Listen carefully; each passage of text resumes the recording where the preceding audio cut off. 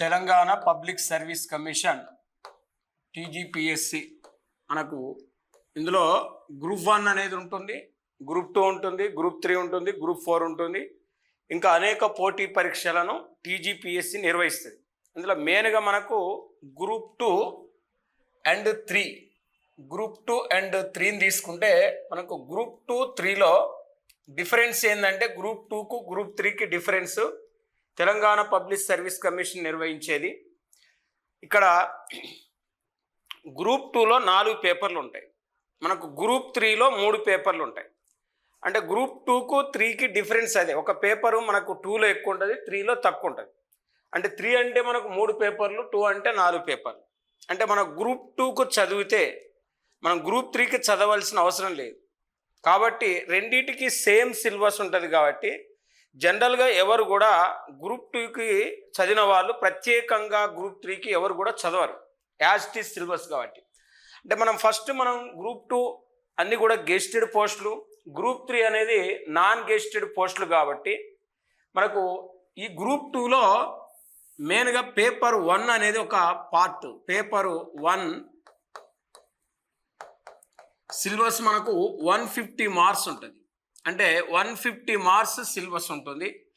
ఇది general studies అంటారు, general knowledge అంటారు ఫస్ట్ పేపర్ని. అంటే ఇందులో ఇండియన్ జాగ్రఫీ కానీ, వరల్డ్ జాగ్రఫీ కానీ, Telangana geography, disaster management, environmental problems, తర్వాత reasoning, current affairs, national current affairs, international current affairs, తర్వాత లోకల్ కరెంట్ అఫైర్స్, తర్వాత మనకు Indian history, Indian culture, science and technology, general English, central government policies, state government policies, ఇవన్నీ కలిసి మనకు first పేపర్లు ఉంటాయి. మరి ఫస్ట్ పేపరు మనం రీసెంట్గా చూస్తే మనకు రీసెంట్గా జరిగిన గ్రూప్ 2లో చాలా కఠినంగా రావటం జరిగిందంటే ఇందులో అనేక అంశాలు ఉంటాయి. కాబట్టి ఇది జనరల్ స్టడీస్, కాబట్టి ఇది 150 మార్క్స్. కాబట్టి మొన్న రీసెంట్గా జరిగిన గ్రూప్ 2లో ఇది డిసైడ్ పేపర్గా ఉందండి. తర్వాత మనం పేపర్ 2 తీసుకుంటే ఇక్కడ మనకు పేపర్ 2 కూడా 150 మార్క్స్ ఉంటుంది, 150 మార్క్స్. ఈ పేపర్ 2లో మనకు తెలంగాణ హిస్టరీ కానీ, ఇండియన్ పాలిటీ, సోషాలజీ, అంటే తెలంగాణ హిస్టరీ ఒక 50 మార్క్స్ ఉంటుంది. తర్వాత ఇండియన్ కాన్స్టిట్యూషన్ ఒక 50 మార్కులు ఉంటుంది, సోషాలజీ ఒక 50 మార్కులు ఉంటుంది. ఈ 3 కలిపి మనకు 150 మార్క్స్ పేపర్ 2 ఉంది. ఇక పేపర్ 3ని మనం తీసుకుంటే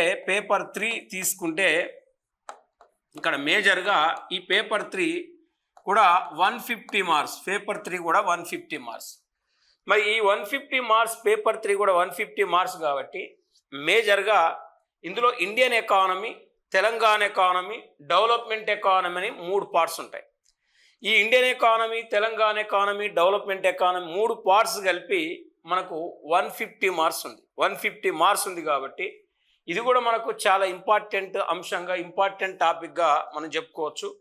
ఇక దీని తర్వాత పేపర్ 4 అనేది మనకు తెలంగాణ మూమెంట్. పేపర్ 4 అనేది తెలంగాణ మూమెంట్. ఇది 150 మార్క్స్. అంటే టోటల్ మనకు 600 మార్క్స్. ఈ 600 మార్క్స్లో మనకు మేజర్గా 4 పేపర్లు కలిపితే 600 మార్కులు. ఇది గ్రూప్ 2 సంబంధించింది. అయితే ఇక్కడ మనకు గ్రూప్ 3లో ఈ 4th పేపర్ అనేది ఉండదు. అంటే 3 పేపర్లు, ఫస్ట్ పేపర్ ఉంటుంది, సెకండ్ పేపర్ ఉంటుంది, థర్డ్ పేపర్ ఉంటుంది, 4th పేపర్ అనేది ఉండదు.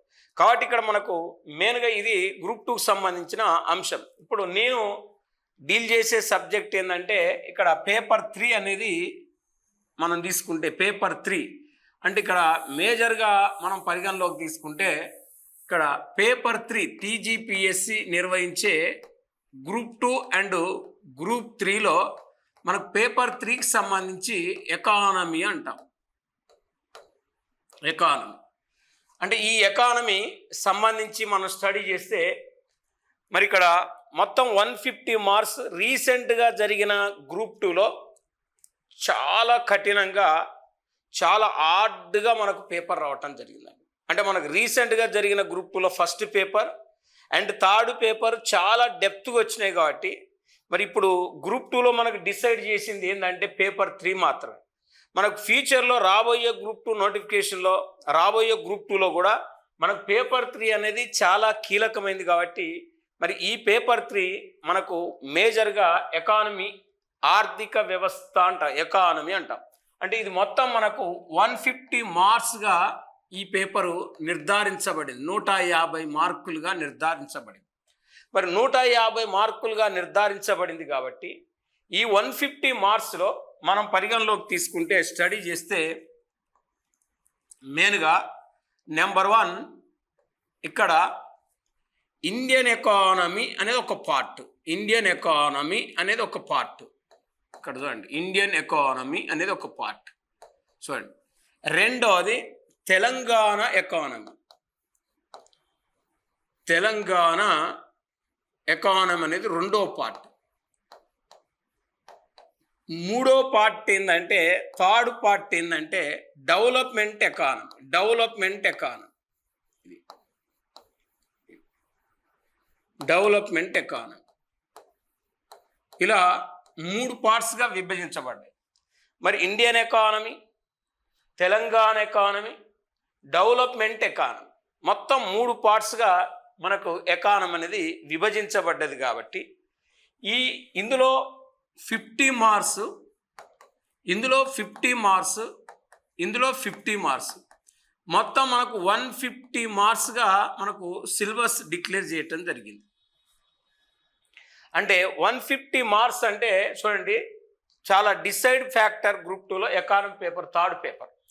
మరి ఇప్పుడు మనం ఈ సిలబస్ను ఇండియన్ ఎకానమీలో 5 యూనిట్లు ఉన్నాయి, తెలంగాణ ఎకానమీలో 5 యూనిట్లు ఉన్నాయి, డెవలప్మెంట్ ఎకానమీలో 5 యూనిట్లు ఉన్నాయి. అంటే ఇక్కడ ఈచ్ వన్, ఇక్కడ కంటెంట్ 5 యూనిట్స్, ఇక్కడ ఈ 5 యూనిట్స్, ఇది 5 యూనిట్స్, మొత్తం 15 యూనిట్స్ అండి. అంటే 15 యూనిట్స్ని మనం తీసుకుంటే 15 యూనిట్లు 15 ఇంటూ మనం తీసుకుంటే ఒక్కొక్క యూనిట్లో 10 మార్క్స్ తీసుకున్న 10 మార్క్స్, ఒక్కొక్క యూనిట్లో 10 మార్కులు తీసుకున్న 15 ఇంటూ 10 150 మార్కులు. 15 ఇంటూ 10 150 మార్కులు. అంటే ఒక్కొక్క చాప్టర్లకు వెళ్ళి మనకు 10 మార్కులు వచ్చిన 15 చాప్టర్లు కాబట్టి 15 యూనిట్లు కాబట్టి 15 యూనిట్లలో ఒక్కొక్క దాంట్లోకి వెళ్ళి 10 మార్కులు వచ్చిన 150 మార్క్స్. అంటే రీసెంట్గా జరిగిన గ్రూప్ 2 ఎగ్జామ్లో తెలంగాణలో ఇలా మనకు దీంట్లోకి వెళ్ళి 50 మార్కులు ఇచ్చిండు, దీంట్లోకి వెళ్ళి 50 ఇచ్చిండు, దీంట్లోకి వెళ్ళి 50 ఇచ్చిండు. యూనిట్ వైజ్గా మనకు 10 మార్క్స్ ఇచ్చిండు కాబట్టి 15 ఇంటూ 10 150 మార్క్స్. ఇప్పుడు మనకు ఫస్ట్ గ్రూప్ 2లో మనం సక్సెస్ కావాలంటే మనకు సిలబస్ ఫస్ట్ తెలిసి, ఫస్ట్ సిలబస్ తెలవాలి. ఆ పేపర్ సంబంధించిన సిలబస్ మనకు ఫస్ట్ తెలిస్తే దాని తర్వాత మనం దానికి సంబంధించిన మెటీరియల్ మనం గ్యాదర్ చేసుకుంటే ఆ సిలబస్ మనం అర్థం చేసుకుంటే మనం ఈజీగా ఎకానమీలో సక్సెస్ కావడానికి అవకాశం ఉంటుంది. మనకు ఫస్ట్ ఏమేమి సిలబస్ ఉంటుంది అనేది తెలవాలి. దానికి సంబంధించి ఏ బుక్స్ చదివితే మనం గెటన్ అవుతాం, దాని తర్వాత మనం దాన్ని ఎట్లా నేర్చుకోవాలి. మరి ఇప్పుడు మనం BA చదివిన వాళ్ళు కానీ, బీకామ్ చదివిన వాళ్ళు కానీ, బీటెక్ చదివిన వాళ్ళు కానీ, ఎంటెక్ చదివిన వాళ్ళు కానీ, MCA చదివిన వాళ్ళు కానీ, MBA చదివిన వాళ్ళు కానీ, డిఫరెంట్ కోర్సులు చదివిన వాళ్ళందరూ కూడా మనకి ఏమైందంటే ఇక్కడ గ్రూప్ 2 రాస్తారు కాబట్టి ఇక్కడ ఎక్కడ కూడా ఎవరికి కూడా ఈ బీటెక్, బీకామ్ వాళ్ళకు, మనకు BSc, BZC వాళ్ళకి ఎక్కడ కూడా ఎకానమీ టచ్ ఉంటుంది కాబట్టి ఇది ఒక కొత్తది ప్లస్ డిఫికల్ట్గా ఉంటుంది కాబట్టి దీన్ని అర్థం చేసుకోవడానికి చాలా టైం పడుతుంది. కాబట్టి మనం దీన్ని అర్థం చేసుకోగలిగితే దీంట్లో మనం ఒక 120 మార్క్స్ కనుక మనం స్కోర్ చేయగలిగితే ఎకానమీ పేపర్లో మనం గ్రూప్ 2లో 100% సక్సెస్ కావడానికి అవకాశం ఉంటుంది. కాబట్టి ఇక్కడ మనకు పేపర్ 3ని మనం పరిగణలోకి తీసుకుంటే, పేపర్ 3ని పరిగణలోకి తీసుకుంటే ఇక్కడ మేజర్గా ఇప్పుడు ఇండియా పార్ట్ ఏ ఏం చెప్పిన అంటే మీకు ఇండియన్ ఎకానమీ అని చెప్పిన. పార్ట్ ఏ ఇండియన్ ఎకానమీ, దీని సిలబస్ ఇండియన్ ఎకానమీ. ఈ ఇండియన్ ఎకానమీ 50 మార్క్స్ అని చెప్పినాం. 50 మార్క్స్ ఇది 50 మార్క్స్ ఇది. అయితే ఇక్కడ మనకు ఏం సిలబస్ ఉంటుంది ఇండియన్ ఎకానమీలో అంటే ఇక్కడ యూనిట్ 1 అనేది మనం పరిగణలోకి తీసుకుంటే యూనిట్ 1 అనేది మనం పరిగణలోకి తీసుకుంటే మేజర్గా పాపులేషన్ అంటే జనాభా, పాపులేషన్ అనేది ఫస్ట్ మనకు ఉంటుంది. జనాభా పాపులేషన్, డెమోగ్రఫిక్ థియరీస్, తర్వాత features of population, density of population, growth rate of population, sex ratio, literacy, SC population, ST population and religion population, occupation population, dividend population. ఇక్కడ చూడండి ఇవన్నీ అంటే మనకు జనరల్గా జనాభా పరిణామ సిద్ధాంతాలు, భారతదేశంలో జనాభా పెరగటానికి కారణాలు, జనాభా పెరుగుదలను తగ్గించడానికి ప్రభుత్వం తీసుకునే చర్యలు, మరి ప్రపంచంలో జనాభా పరంగా పెద్ద దేశాలేంటి, జనాభా పరంగా చిన్న దేశాలేంటి, మరి భారతదేశ జనాభా చైనా దేశ జనాభాను ఏ సంవత్సరంలో అధిగమించింది, ఇవాళ జనాభా పరంగా భారతదేశం ప్రపంచంలో ఎన్నో స్థానంలో ఉంది.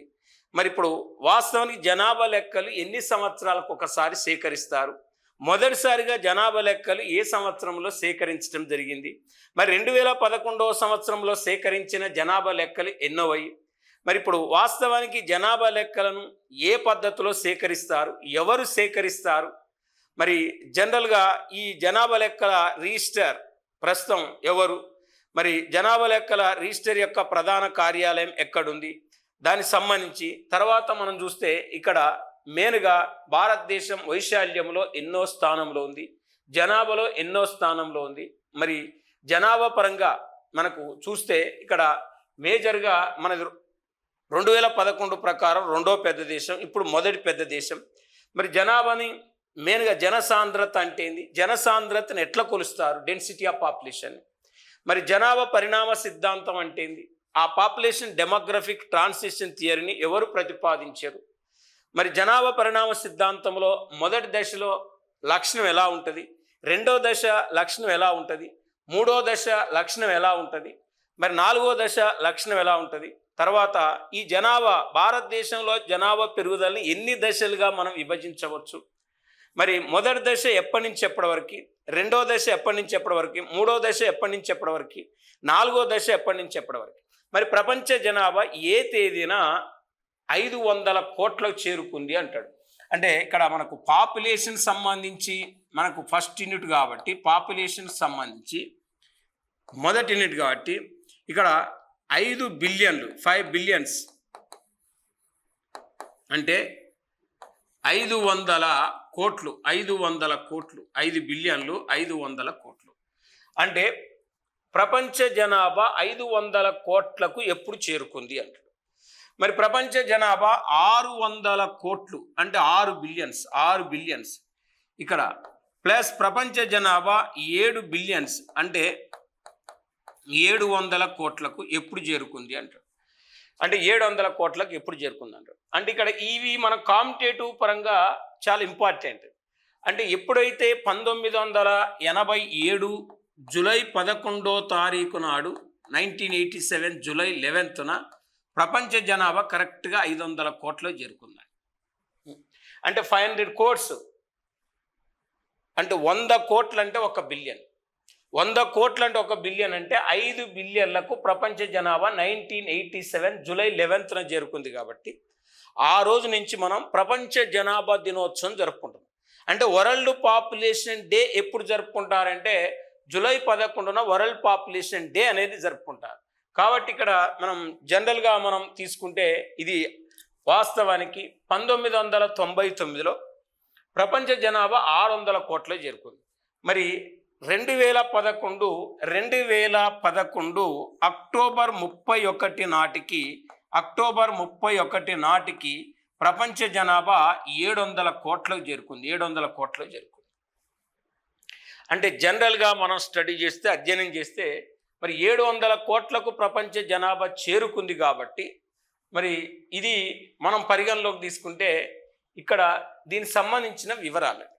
అయితే మనకు మొదటిసారిగా జనాభా లెక్కలు 1881లో సేకరించారు.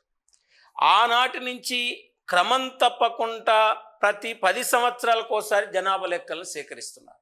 కానీ వాస్తవానికి 1881 నుంచి మనం చూస్తే 1891, మరి 1901, 1911, 1921, 1931, 1941, 1951, 1961, 1971,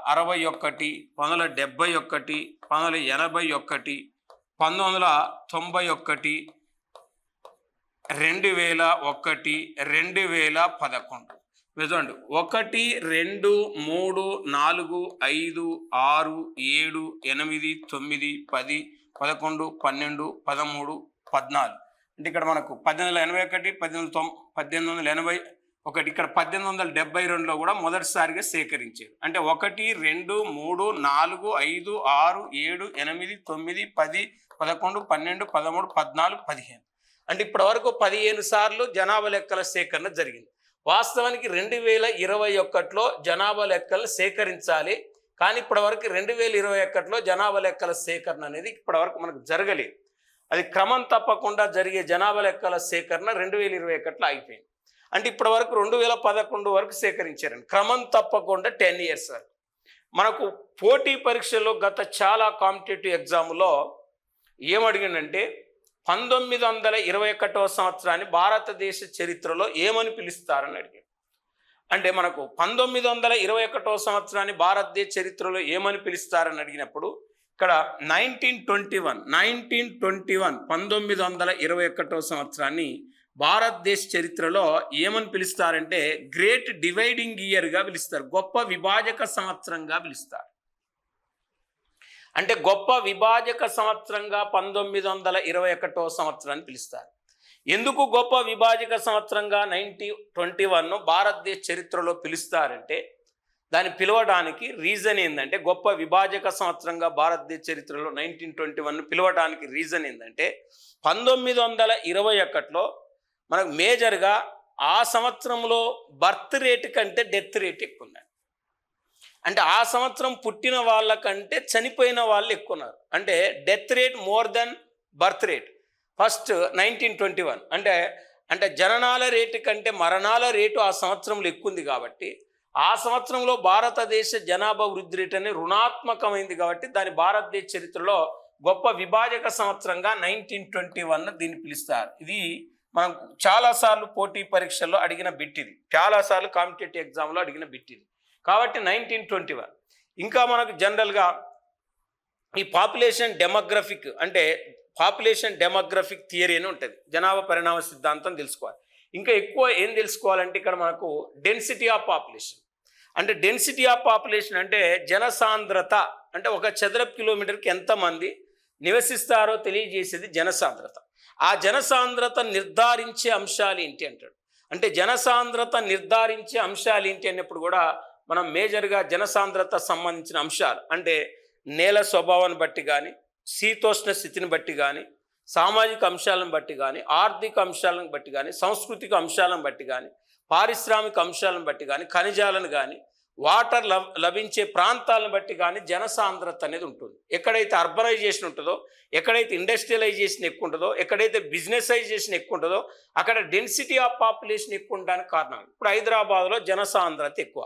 హైదరాబాద్లో ఎందుకు జనసాంద్రత ఎక్కువ ఉంటుందంటే ఇక్కడ జనరల్గా ఇక్కడ స్క్వేర్ కిలోమీటర్కి నివసించే వాళ్ళు ఎక్కువ ఉంటారు. ఇక్కడ ఇండస్ట్రియలైజేషన్ ఎక్కువ ఉండటం వల్ల, బిజినెసైజేషన్ ఎక్కువ ఉండటం వల్ల ఇక్కడ మనకు మెయిన్గా ఇక్కడ అర్బనైజేషన్ ఎక్కువ ఉండటం వల్ల జనసాంద్రత అనేది ఎక్కువ ఉంటుంది. అంటే మనకు సిలబస్లో మనకు ఫస్ట్ యూనిట్ ఏంది అనేది మనకు తెలవటానికి క్లారిటీగా ఒక్కసారి ఇప్పుడు ఇండియన్ ఎకానమీలో 5 యూనిట్లు ఉంటాయి, 5 పదులు 50 మార్కులు అని చెప్పినాం.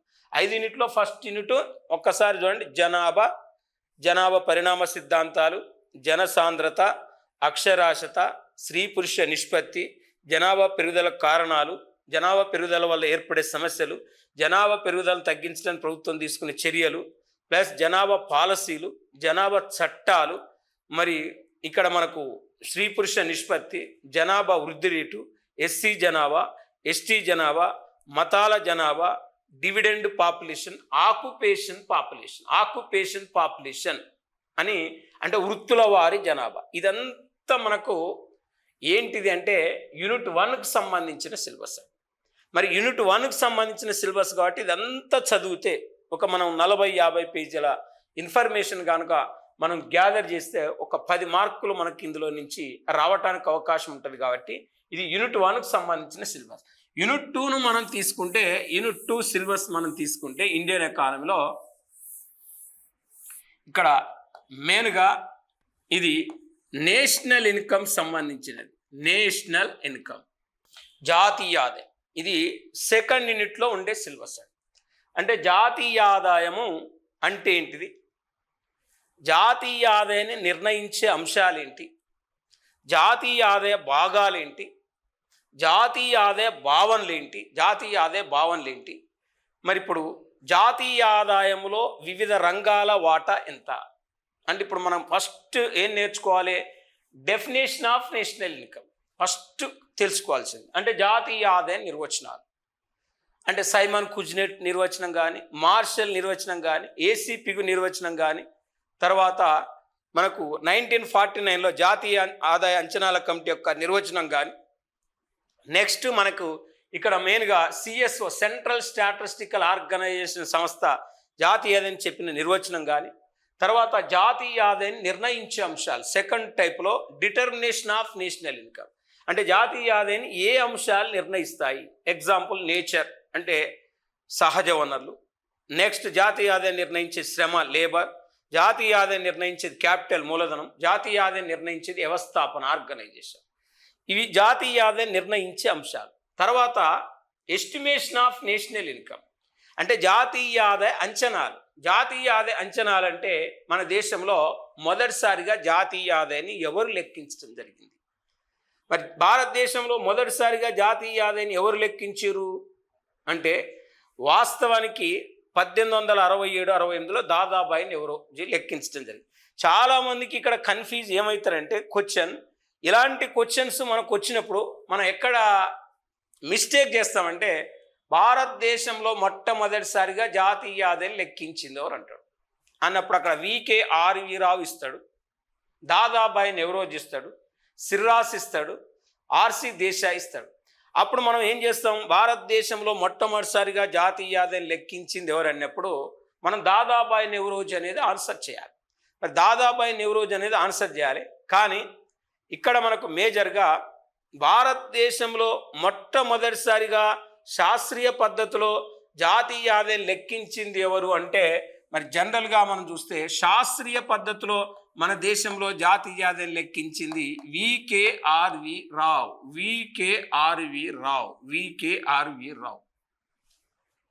మరి VK.R.V. రావు మన దేశంలో మొదటిసారిగా జాతీయ ఆదాయాన్ని లెక్కించడం జరిగింది. అంటే శాస్త్రీయ పద్ధతిలో మొదటిసారిగా జాతీయ ఆదాయం లెక్కించింది VK.R.V. రావు అంట. మరి ఇక్కడ సైంటిఫిక్ మెథడ్లో మన దేశంలో మొదటిసారిగా జాతీయ ఆదాయాన్ని VK.R.V. రావు గారు లెక్కించడం జరిగింది. మరి ఇక్కడ VK.R.V. రావు గారు లెక్కించడం జరిగింది కాబట్టి మేజర్గా మనం పరిగణలోకి తీసుకుంటే ఇది ఇక్కడ. తర్వాత భారతదేశంలో జాతీయ ఆదాయం లెక్కించడానికి CSO అంటే సెంట్రల్ స్టాటిస్టికల్ CSO అంటే సెంట్రల్ స్టాటిస్టికల్ ఆర్గనైజేషన్. CSO అంటే సెంట్రల్ స్టాటిస్టికల్ ఆర్గనైజేషన్. CSOను 1951లో CSOను ఏర్పాటు చేశారు. 1951 అంటే 1951లో CSOను ఏర్పాటు చేశారంటే మరి CSO సెంట్రల్ స్టాటిస్టికల్ ఆర్గనైజేషన్.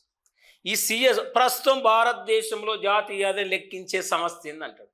ప్రస్తుతం భారతదేశంలో జాతీయ ఆదాయం లెక్కించే సంస్థ ఏంటంటే NSO. ఇప్పుడు CSO కాదు, NSO నేషనల్ స్టాటిస్టికల్ ఆర్గనైజేషన్ అనే సంస్థ జాతీయ ఆదాయం లెక్కిస్తారు. అంటే NSOకు పూర్వము భారతదేశంలో జాతీయ ఆదాయాన్ని ఎవరు లెక్కించారు అంటే CSO. అంటే CSOను NSOలో 2019లో కలిపేయటం జరిగింది.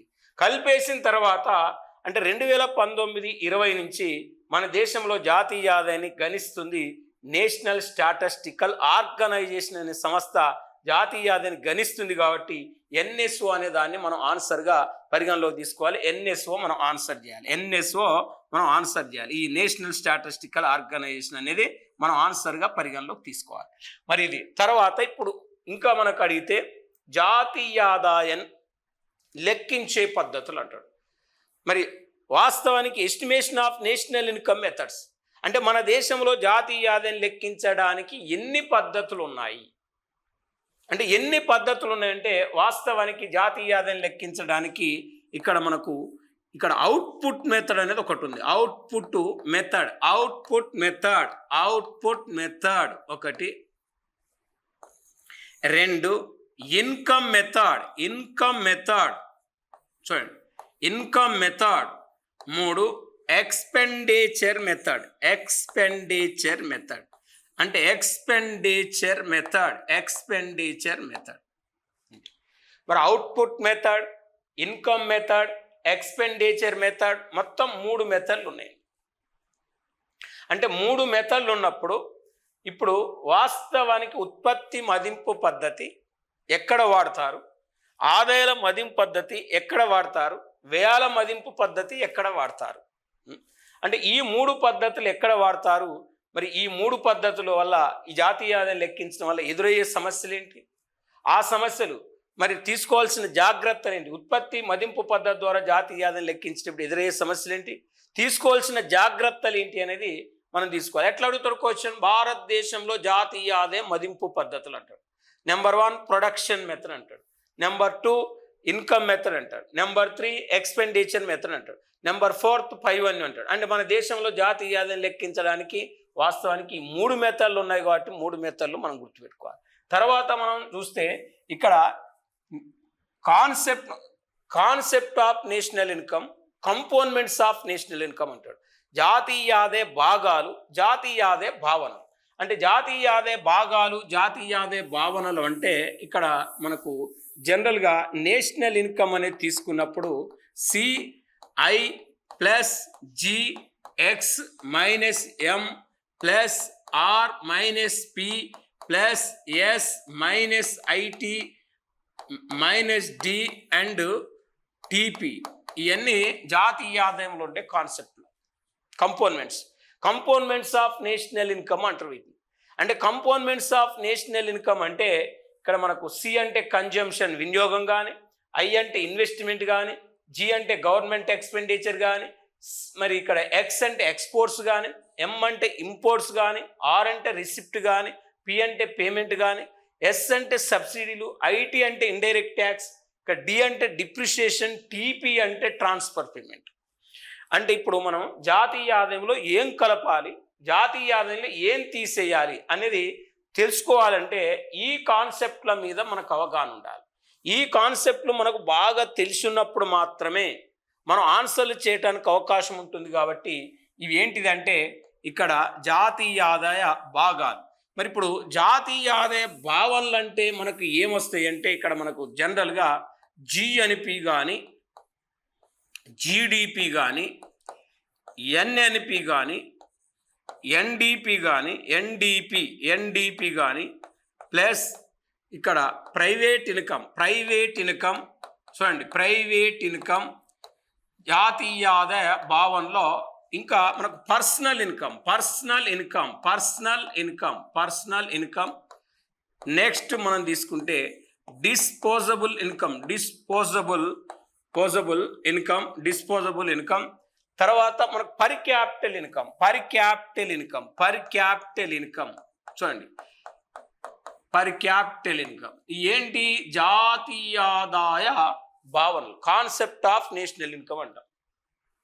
అంటే స్థూల జాతీయోత్పత్తి GNP అంటే, GDP అంటే గ్రాస్ డొమెస్టిక్ ప్రొడక్ట్ స్థూల దేశీయోత్పత్తి, NNP అంటే నెట్ నేషనల్ ప్రొడక్ట్ అంటే నికర జాతీయోత్పత్తి, NDP అంటే నెట్ డొమెస్టిక్ ప్రొడక్ట్ అంటే ఏంటిది నికర దేశీయోత్పత్తి, ప్రైవేట్ ఇన్కమ్. తర్వాత పర్సనల్ ఇన్కమ్ అంటే వెస్టి ఆదాయం. మరి ఇక్కడ డిస్పోజబుల్ ఇన్కమ్ అంటే వ్యయర్వ ఆదాయం, పర్ క్యాపిటల్ ఇన్కమ్ అంటే తలసరి ఆదాయం. ఇవేంటి అంటే జాతీయ ఆదాయ భావనలు, కాన్సెప్ట్ ఆఫ్ నేషనల్ ఇన్కమ్. ఇవి కాకుండా real national income, nominal national income. చూడండి, real national income, nominal national income ఉంటుంది. అంటే వాస్తవ జాతీయ ఆదాయము, నామమాత్ర జాతీయ ఆదాయం ఉంటుంది.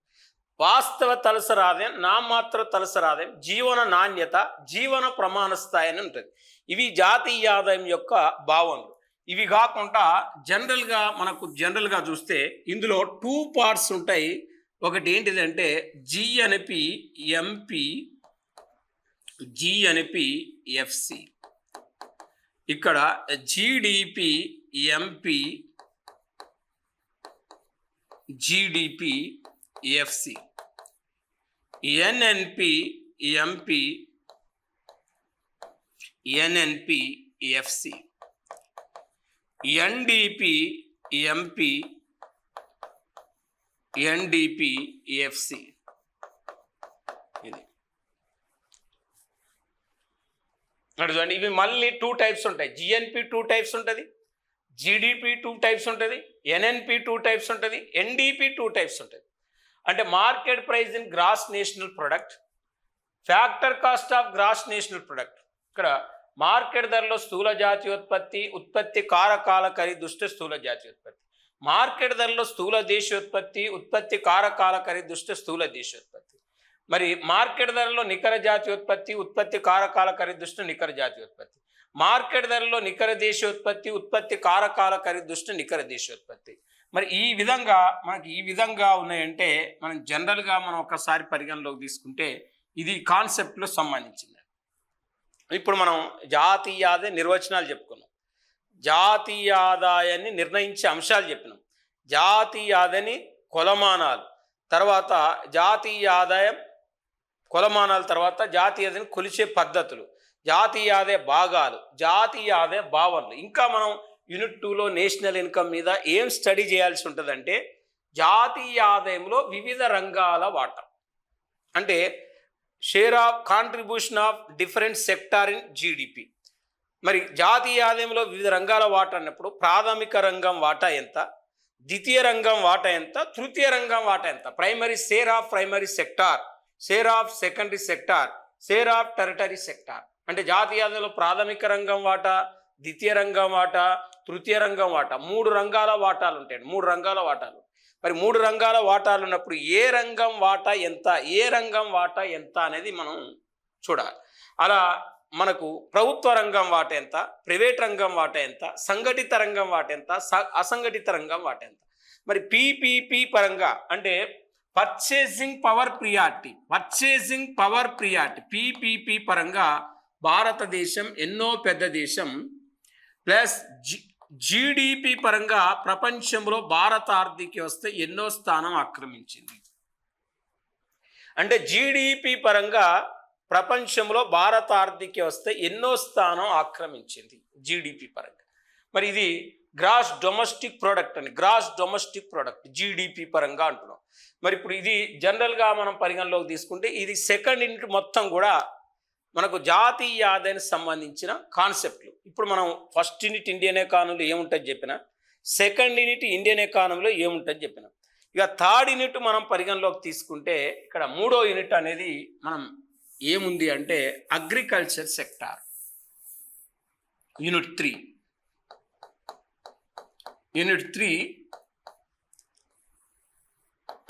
Indian agriculture sector.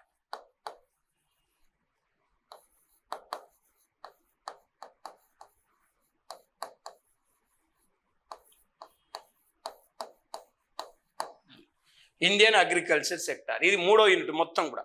First unit జనాభా చెప్పిన, 2వది జాతీయ ఆదాయం, 3వది భారతదేశంలో వ్యవసాయ రంగం. అంటే ఏం చదవాలి ఇక్కడ భారతదేశంలో వ్యవసాయ రంగం అంటే ఫస్ట్ మనకు సిలబస్ మీద అవగాహన వస్తే దాదాపు మనకు సబ్జెక్టు తెలిసినట్టే, సిలబస్ తెలిస్తే. కాబట్టి ఇప్పుడు ఇండియన్ అగ్రికల్చర్లో భారతదేశ వ్యవసాయ రంగ లక్షణాలు, features of Indian agriculture sector, భారతదేశ వ్యవసాయ రంగ లక్షణాలు అనేది మనం ఒకటి. 2వది importance of Indian agriculture sector. Importance of Indian agriculture sector అంటే మనకు మరి భారతదేశంలో వ్యవసాయ రంగం యొక్క ప్రాధాన్యత. మరి భారతదేశంలో వ్యవసాయ రంగం యొక్క ప్రాధాన్యత మనం చదవాలి. తర్వాత వ్యవసాయ రంగంలో సంభవించే విప్లవాలు, వ్యవసాయ రంగంలో సంభవించే విప్లవాలు, revolutions of agriculture sector, revolutions of agriculture sector, revolutions or agriculture sector. అంటే హరిత విప్లవం, శ్వేత విప్లవం, నీలి విప్లవం, హరిత విప్లవం, శ్వేత విప్లవం, నీలి విప్లవం, తర్వాత మనకు పసుపచ్చ విప్లవం, బంగారు పీచు విప్లవం, ఆకుపచ్చ విప్లవం, గోధుమ విప్లవం, తర్వాత మనం చూస్తే ఇంకా మనకు స్వర్ణ విప్లవం, దాదాపు అనేక విప్లవాలు ఉంటాయి. ఒక 16 రెవల్యూషన్స్ ఉంటాయి.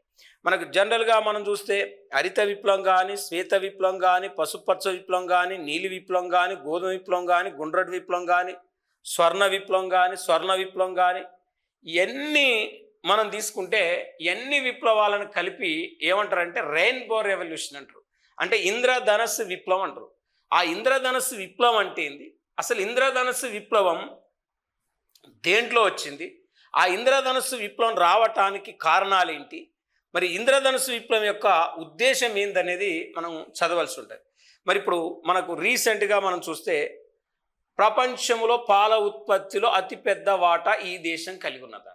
అంటే పాలల్లో వచ్చిన విప్లవాన్ని మనం ఏమంటున్నాం అంటే వైట్ రెవల్యూషన్ అంటున్నాం. పాలల్లో వచ్చిన విప్లవాన్ని వైట్ రెవల్యూషన్ అంటున్నాం.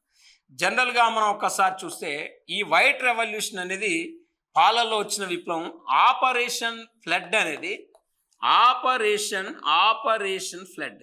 ఈ ఆపరేషన్ ఫ్లడ్ అనేది మెయిన్గా పాల ఉత్పత్తిని పెంచడానికి తీసుకొచ్చిన విప్లవం.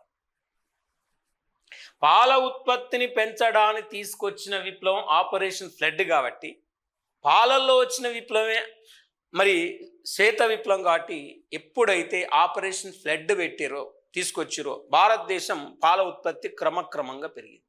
అంతేకాకుండా 2000 సంవత్సరంలో నేషనల్ బఫెల్లో బ్రీడింగ్ సెంటర్ని ఎప్పుడైతే లాంచ్ చేశారో ఈ నేషనల్ బఫెల్లో బ్రీడింగ్ సెంటర్ని ఏర్పాటు చేయటం వల్ల కూడా మనకు 2001 నుంచి ప్రపంచంలో భారతదేశం పాల ఉత్పత్తిలో మొదటి ప్లేస్లోకి వచ్చింది.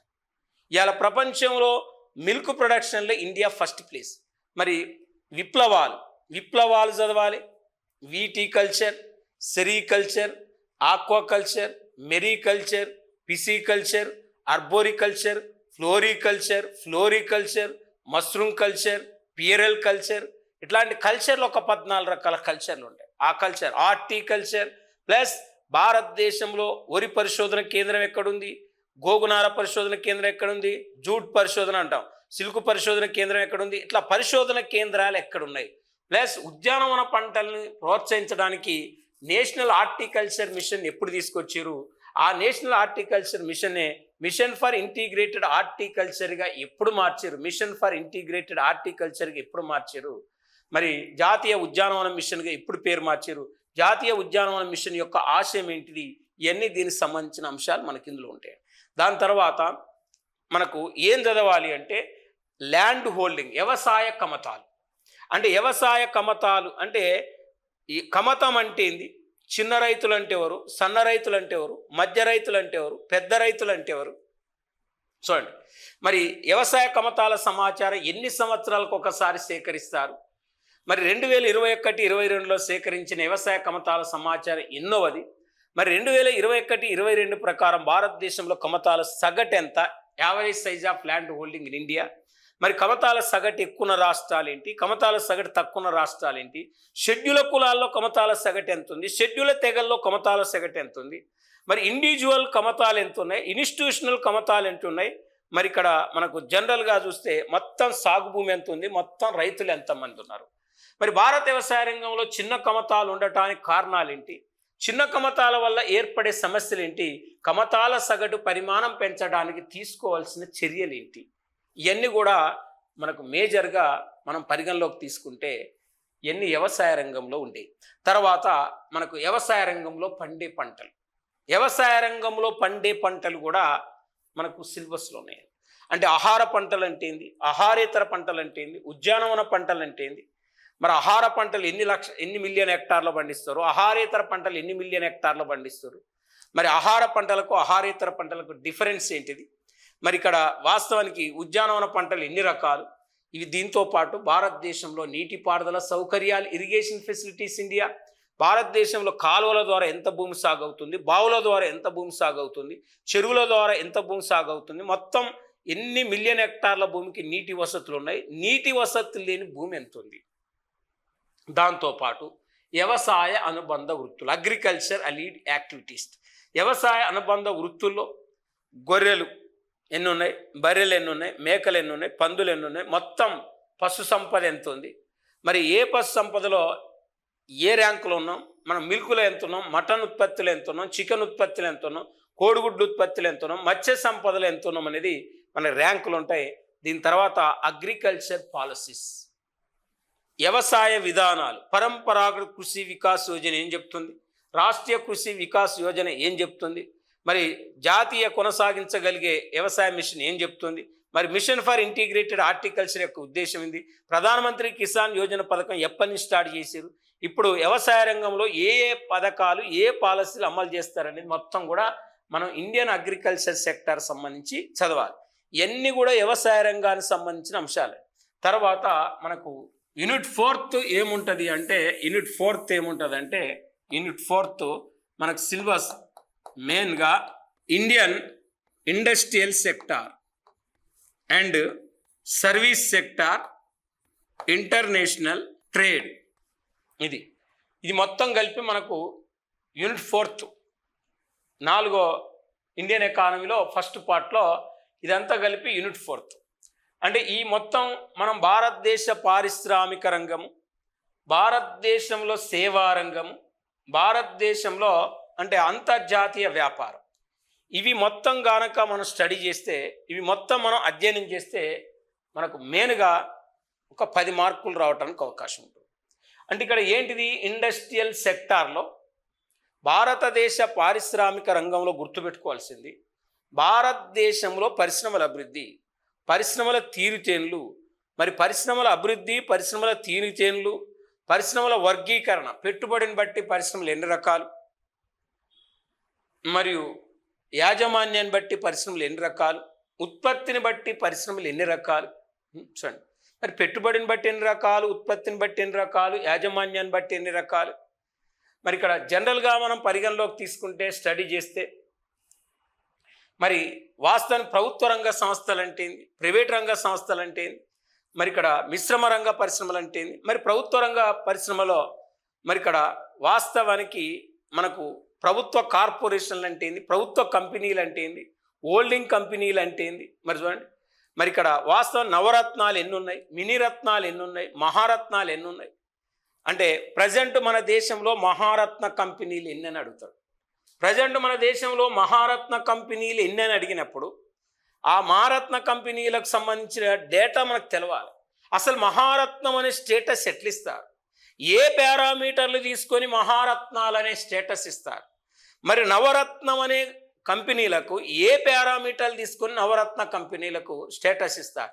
మరి మహారత్నానికి నవరత్నానికి డిఫరెన్స్ ఏంది, మరి మినీ రత్నం 1 ఎన్ని ఉన్నాయి, మినీ రత్నం 2 ఎన్ని ఉన్నాయి, మొత్తం మినీ రత్నాలు ఎన్ని ఉన్నాయి, ఇవన్నీ మనం జనరల్గా యూనిట్ 4లో మనం తీసుకోవాల్సిన అంశాలు.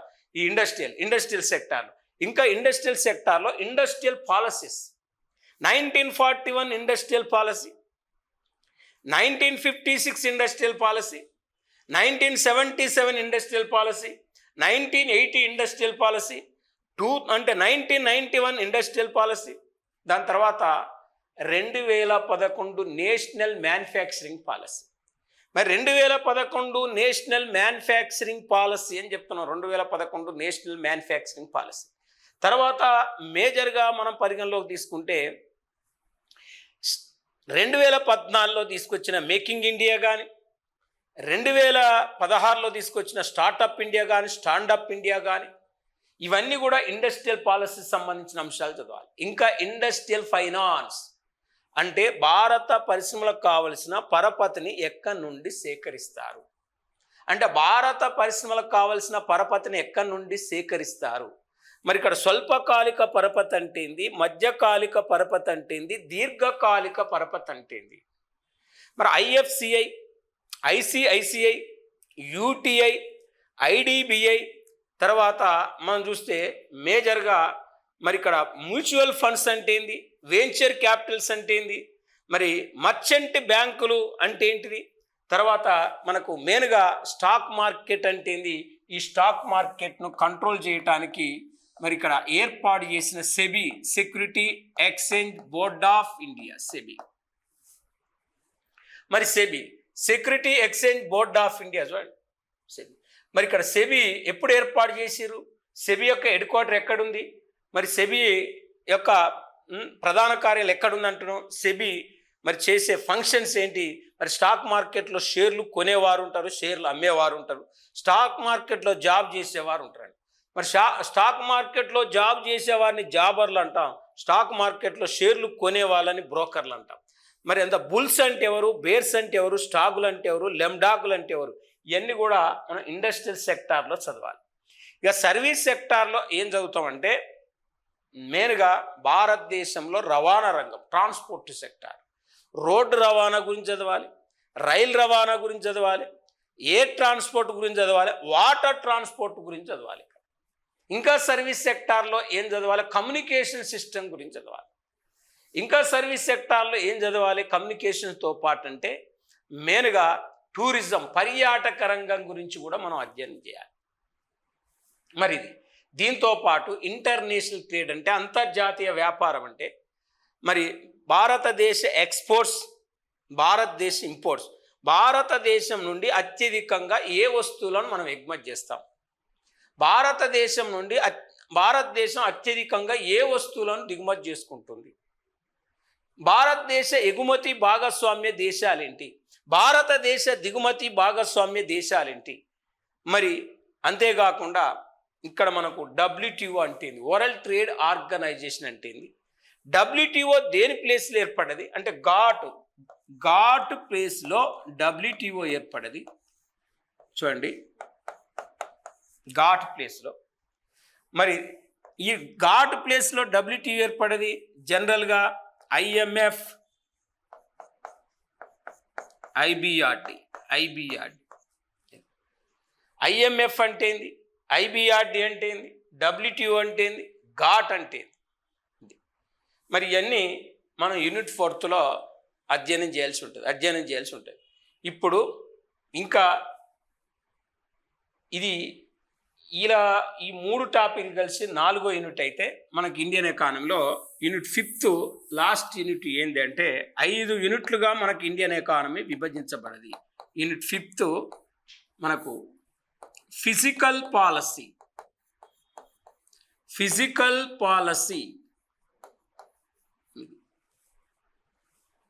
అంటే తెలుగులో ఏమంటాం, కోశ విధానము అంటాం. ఇది చాలా మనకి ఇంపార్టెంట్. ఇది మరి కోశ విధానం అనేది చాలా ఇంపార్టెంట్ అని చెప్తున్నాం. కోశ విధానం, ఫిజికల్ పాలసీ, కోశ విధానము. మరి ఫిజికల్ పాలసీ, కోశ విధానము అంటే ఏందనేది తీసుకుంటే మేజర్గా ఇక్కడ మనకు ఎకానమీలో ద్రవ్య విధానం ఉంటుంది, మానిటరీ పాలసీ ఉంటుంది, ఎకానమీలో ట్రేడ్ పాలసీ ఉంటుంది, ఎకానమీలో ఫిజికల్ పాలసీ ఉంటాయి. 3 పాలసీస్ ఉంటాయి.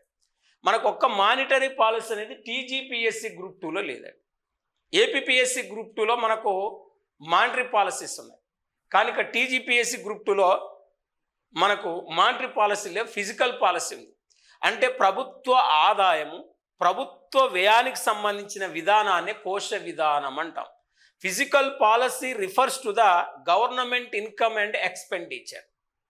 అంటే గవర్నమెంట్ ఇన్కమ్ అండ్ ఎక్స్పెండిచర్ అంటే ప్రభుత్వానికి ఆదాయం ఎట్లా వస్తుంది అంటే ఎగ్జాంపుల్ పన్నుల ద్వారా వస్తుంది, పన్నేతర మార్గాల ద్వారా వస్తుంది. పన్నులు ఎన్ని రకాలు? 2 రకాలు. ప్రత్యక్ష పన్నులు, పరోక్ష పన్నులు, డైరెక్ట్ ట్యాక్సెస్, ఇండైరెక్ట్ ట్యాక్స్. ప్రత్యక్ష పన్నులు ఏంటి? ఆదాయ పన్ను, కార్పొరేషన్ పన్ను. పరోక్ష పన్నులు ఏంటి? సెంట్రల్ ఎక్సైజు, GST, కస్టమ్స్ సుంకం. పన్నేతర మార్గాల కిందికి ఏమొస్తాయి చూడండి. మరి ప్రభుత్వ వ్యయము అంటే ప్రభుత్వ వ్యయం, రెవెన్యూ వ్యయములో ఏముంటాయి, మరి మూలధన వ్యయంలో ఏముంటాయి. మరి వాస్తవానికి ప్రభుత్వ ఆదాయం కంటే ప్రభుత్వ వ్యయం ఎక్కువ ఉంటే దాన్ని లోడ్ బడ్జెట్ అంటారు. ప్రభుత్వ ఆదాయం కంటే ప్రభుత్వ వ్యయం తక్కువ ఉంటే దాన్ని మిగులు బడ్జెట్ అంటారు. ప్రభుత్వ ఆదాయము ప్రభుత్వ వ్యయము సమానంగా ఉంటే దాన్ని సంతులన బడ్జెట్ అంటారు. మరి రెవెన్యూ ఆదాయం కంటే రెవెన్యూ వ్యయం ఎక్కువ ఉంటే రెవెన్యూ లోట్ అంటారు. మొత్తం ఆదాయం కంటే మొత్తం వ్యయం ఎక్కువ ఉంటే బడ్జెట్ లోట్ అంటారు. బడ్జెట్ లోటుకు అప్పులు కూడితే వచ్చేది కోశ లోటు. కోశ లోటు నుంచి వడ్డీ చెల్లింపులు తీసేస్తే ప్రాథమిక లోటు వస్తుంది. అంటే డెఫిసిట్స్, టైప్స్ ఆఫ్ బడ్జెట్స్. మరి ఇక్కడ revenue income, capital income, revenue expenditure, capital expenditure. మనం ఫిజికల్ పాలసీలో మెయిన్గా చదవాల్సింది అంటే మెయిన్గా GST గురించి చదవాలి. అంటే GST అనేది ప్రత్యక్ష పన్ను, ఇది పరోక్ష పన్ను. మరి GST ఎప్పటి నుంచి అమల్లోకి వచ్చింది మన దేశంలో? మరి వాస్తవానికి GST ఏ పన్ను స్థానంలో అమల్లోకి వచ్చింది అంటే GSTలో ఎన్ని ట్యాక్సెస్ కలపడం జరిగింది, మరి ఇతర పన్నులకు GSTకి తేడా అయిందనే చదవాలి. ఇంకా ఇందులో లేటెస్ట్ బడ్జెట్ అనేది చదవాలి.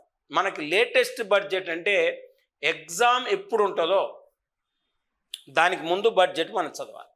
ఇప్పుడు మనకు ఆల్రెడీ ఇప్పుడు central government budget, union budget ఉంది. మరి ఈ యూనియన్ బడ్జెట్, సెంట్రల్ గవర్నమెంట్ యొక్క బడ్జెట్ మనం చూస్తే సెంట్రల్ గవర్నమెంట్ బడ్జెట్ జనరల్గా తీసుకుంటే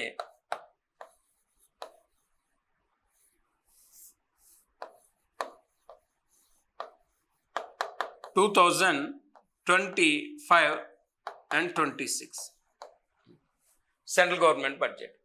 ఈ సెంట్రల్ గవర్నమెంట్ బడ్జెట్ మనం 25-26 అనేది మనకు ఆల్రెడీ ఉంది. ఇప్పుడు మనకు ఆల్రెడీ ఇది మళ్ళీ నెక్స్ట్ ఇయర్ 2026 మార్చి 31 వరకు ఈ బడ్జెట్ ఉంటుంది. అంటే ఆలోపు మనకు ఆల్రెడీ అన్ని ఎగ్జామ్స్ కంప్లీట్ అయిపోతాయి కాబట్టి మనం రాబోయే ఈ ఎగ్జామ్లన్నిటికీ మనం 2025-26 సెంట్రల్ గవర్నమెంట్ బడ్జెట్ అనేది మనం చదవాల్సి ఉంటుంది. ఇప్పుడు ఈ బడ్జెట్తో పాటు ఫైనాన్స్ కమిషన్, ఆర్థిక సంఘం, భారత రాజ్యాంగంలో 280 ఆర్టికల్ ప్రకారం ఆర్థిక సంఘాన్ని ఏర్పాటు చేయటం జరిగింది. మరి భారత రాజ్యాంగంలో 280 ఆర్టికల్ ప్రకారం ఆర్థిక సంఘాన్ని ఏర్పాటు చేశారంటే మరి ఇప్పుడు జనరల్గా మనకు 280 ఆర్టికల్ ప్రకారం ఫైనాన్స్ కమిషన్, ఆర్థిక సంఘాన్ని అపాయింట్మెంట్ చేయటం జరిగింది. ఆర్థిక సంఘమును అపాయింట్మెంట్ చేయటం జరిగింది ఫైనాన్స్ కమిషన్ ప్రకారం. మరి భారత రాజ్యాంగంలో 280 ఆర్టికల్ ప్రకారం ఆర్థిక సంఘాన్ని ఏర్పాటు చేశారంటే ప్రస్తుతం మనకు 15వ ఆర్థిక సంఘం యొక్క సిఫారసులు అమల్లో ఉన్నాయండి. మరి 15వ ఆర్థిక సంఘం సిఫారసులు అమల్లో ఉన్నాయంటే మీరు చూడండి, 15వ ఆర్థిక సంఘ చైర్మన్ ఎవరంటాడు? NK Singh, Nanda Kishore Singh. Already 2026 next year మనకి ఏప్రిల్ 1 వరకు 15వ ఆర్థిక సంఘం సిఫారసులు అమల్లో ఉంటాయి, మార్చి 31. మళ్ళీ 2026 నుంచి కొత్త ఆర్థిక సంఘం సిఫారసులకు అమలుకు వస్తాయి, 16వ ఆర్థిక సంఘం. ఎవరు 16వ ఆర్థిక సంఘం అంటే మనం జనరల్గా చూస్తే మనకు అరవింద్ పనగాడియా నేతృత్వంలో మనకు 16వ ఆర్థిక సంఘాన్ని ఏర్పాటు చేశారు. మరి అరవింద్ పనగాడియా నేతృత్వంలో ఏర్పాటు చేశారు కాబట్టి 2026 నుంచి 2031 వరకు మనకు 16వ ఆర్థిక సంఘం సిఫారసులు అమల్లో ఉంటాయి. అంటే ఆర్థిక సంఘం కూడా మనం చదవాలి కాబట్టి కోశ విధానం అంటే ఎన్ని వస్తాయి. దీంతో పాటు మనకు యూనిట్ 5లో ఏముందంటే ఇండియన్ ప్లాన్స్ ఉన్నాయండి. ఇండియన్ ప్లాన్స్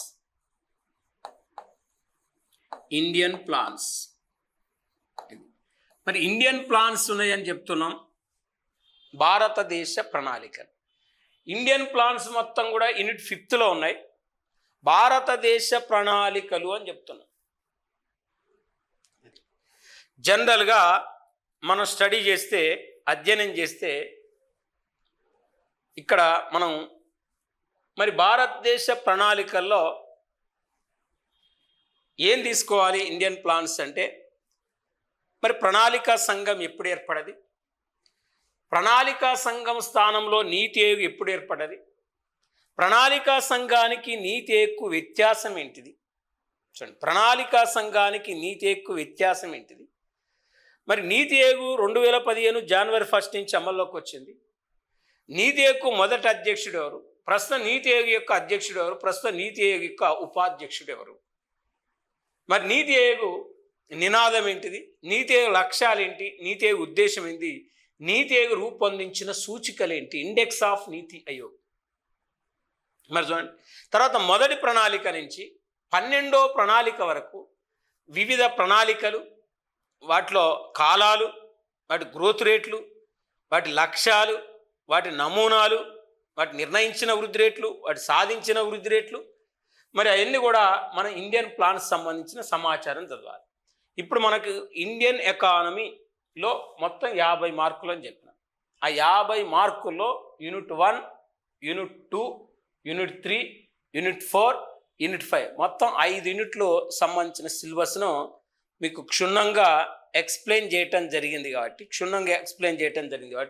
ఇప్పుడు ఇండియన్ ఎకానమీ అంటే ఇది ఉన్నదా అనేది మనకు తెలిసింది. మ్యాక్సిమం మనకి ఇండియన్ ఎకానమీలో తెలంగాణ గ్రూప్ 2లో ద్రవ్యము, ద్రవ్యోల్బణము, బ్యాంకింగ్ అనేది ఒకటి, ఈ యొక్క చాప్టర్స్ లేవు. ద్రవ్యము, ద్రవ్యోల్బణం, బ్యాంకింగ్ అనే ఒక చాప్టర్స్ తప్ప మనకంతా కూడా సిలబస్ అనేది ఇండియన్ ఎకానమీలో ఇక్కడ క్లియర్గా ఉంది. మరి మనకు ఆల్రెడీ గ్రోత్, డెవలప్మెంట్ ఎకానమీలో, అన్ఎంప్లాయ్మెంట్ అండ్ పావర్టీ డెవలప్మెంట్ ఎకానమీలో, అంటే నిరుద్యోగం, పేదరికం కానీ, ఆర్థిక వృద్ధి, ఆర్థిక అభివృద్ధి కానీ, ఇక్కడ భారతదేశ ప్రణాళికలు కానీ, కోశ విధానం కానీ, సేవా రంగము, వ్యవసాయ రంగము, పారిశ్రామిక రంగము, జాతీయ ఆదాయము, ఇవన్నీ కూడా మనకి ఏంటంటే ఇండియన్ ఎకానమీ సంబంధించిన సిలబస్. కాబట్టి ఇప్పుడు ఈ 5 యూనిట్లు మనకి ఇండియన్ ఎకానమీలో ఉండే అంశాలు. ఇక పార్ట్ 2 ఆల్రెడీ మనం ఎక్స్ప్లెయిన్ చేసుకున్నాం. పార్ట్ 2 అనేది జనరల్గా తీసుకుంటే, పార్ట్ 2 అనేది తీసుకుంటే ఇది కూడా 50 మార్కులు. అంటే ఏంటిది? ఇది తెలంగాణ ఎకానమీకి సంబంధించిన అంశాలు. ఈ తెలంగాణ ఎకానమీకి సంబంధించిన అంశాలు పార్ట్ 2 కాబట్టి తెలంగాణ ఎకానమీకి సంబంధించిన అంశాలు. ఇది కూడా మనకు ఒక 50 మార్కులు, 50 మార్క్స్. 50 మార్క్స్. మరి 50 మార్కులకు సంబంధించింది కాబట్టి ఇది. మరి ఇందులో మనకి ఏముంటుంది? Unit 1, unit 2, unit 3, unit 4, unit 5. ఇక్కడ మరి ఇక్కడ యూనిట్ 1,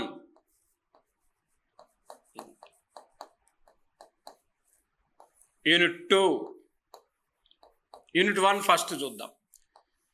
యూనిట్ 1 తెలంగాణ ఎకానమీలో ఏం చదవాలి అంటే, ఇక్కడ మెయిన్గా మనకు కమిటీలు, తెలంగాణ మూవ్మెంట్లోనేమో చరిత్ర ఉంటుంది, తెలంగాణ ఎకానమీలో ద డేటా ప్రాసెస్ ఉంటుంది, డేటా సంబంధించిన వివరాలు ఉంటాయి. అంటే మనకు 1956లో తెలంగాణ రాష్ట్రం ఏర్పడిన అంటే 1956లో తెలంగాణ ఆంధ్రప్రదేశ్లో కలిపిన దగ్గర నుంచి 2014లో అంటే వరకు తెలంగాణ ఆంధ్రప్రదేశ్లో భాగం. 2014 జూన్ 2న తెలంగాణ రాష్ట్రం అనేది భారతదేశం నుంచి విడిపోయి ఒక ప్రత్యేక రాష్ట్రంగా 29వ రాష్ట్రంగా ఆవిర్భవించింది. ఈ సమైక్య ఆంధ్రప్రదేశ్ రాష్ట్రంలో తెలంగాణకు జరిగిన అన్యాయం. మరి సమైక్య ఆంధ్రప్రదేశ్ రాష్ట్రంలో తెలంగాణకు జరిగిన అన్యాయం అంటే అసలు ఏం అన్యాయం జరిగింది తెలంగాణ రాష్ట్రకు? అంటే మెయిన్గా ఉద్యోగాలలో అన్యాయం జరిగింది. ములికీ నిబంధనలు, ములికీలు అంటే స్థానికులు, ములికీలు, నాన్ ములికీలు వచ్చి స్థిరపడ్డారు, స్థానికేతరులు వచ్చి స్థిరపడ్డారు. తెలంగాణలో ఉద్యోగాల్లో జరిగిన అన్యాయం అంటే ఈ తెలంగాణలో ఉద్యోగాల్లో ఆంధ్ర వాళ్ళు ఎంతమంది ఉన్నారు, నాన్ ములికీలు ఎంతమంది ఉన్నారు అంటే దాని మీద మెయిన్గా కమిటీ వేశారు, జే భారత్ రెడ్డి కమిటీ. ఉద్యోగాల్లో తెలంగాణకు జరిగిన అన్యాయం. తర్వాత సుందరేషన్ అని ఏకసభ్య కమిషన్ వేశారు. దాని తర్వాత గిర్లుగాని కమిటీ వేశారు. అంటే ఈ 3 కమిటీ, జేటో మంగళ్ దాస్ గిర్లుగాని కమిటీ ఉద్యోగాల్లో జరిగిన అన్యాయం మీద, సుందరేషన్ కమిటీ తెలంగాణలో ఉద్యోగాల్లో జరిగిన అన్యాయం మీద, తర్వాత మనకు జే భారత్ రెడ్డి కమిటీ. ఈ 3 కమిటీలు అంటే జే భారత్ రెడ్డి కమిటీ ఇచ్చిన రిపోర్ట్లో తెలంగాణలో పనిచేసే ఆంధ్ర ఉద్యోగులు ఎంతమంది ఉన్నారు, మరి ఈ జే భారత్ రెడ్డి కమిటీ ఇచ్చిన నివేదిక సరైందా సరికాదా అని నిర్ధారించడానికి మళ్ళీ ఏకసభ్య కమిషన్ అయిన సుందరేషన్ కమిటీ ఇచ్చారు. దాని తర్వాత మళ్ళీ జేటో మంగళ్ దాస్ గిర్లుగాని కమిటీ ఇచ్చారు. ఈ కమిటీల రిపోర్ట్లు మనం డేటా చదవాలి, తెలంగాణలో పనిచేసే ఆంధ్ర ఉద్యోగులు ఎంతమంది. తర్వాత రెండవది 1956 నుంచి 2014 వరకు తెలంగాణ యొక్క నిధులను ఏమైందంటే ఆంధ్ర రాయలసీమకు తరలించడం జరిగింది. తెలంగాణ యొక్క నిధులను ఆంధ్ర రాయలసీమకు తరలించి ఇక్కడ తెలంగాణ నిధులను ఆంధ్ర వాళ్ళు దోపిడీ చేయటం జరిగింది. దోపిడీ చేసినప్పుడు ఈ లలిత్ కుమార్ కమిటీ ఇచ్చిన రిపోర్టు ప్రకారం మొత్తం తెలంగాణ నిధులు ఎంత ఆంధ్ర ప్రాంతాన్ని దోసుకపోవటం జరిగింది. 56, 57 ఎంత దోసుకపోయారు, 56, 57 ఎంత దోసుకపోయారు, 56, 57 నుంచి 68, 69 మధ్య తెలంగాణ నిధులు ఆంధ్రాకు ఎంత తరలించకపోయారో ఈ లలిత్ కుమార్ కమిటీ రిపోర్ట్ ఇచ్చింది, జస్టిస్ భార్గవ కమిటీ రిపోర్ట్ ఇచ్చింది.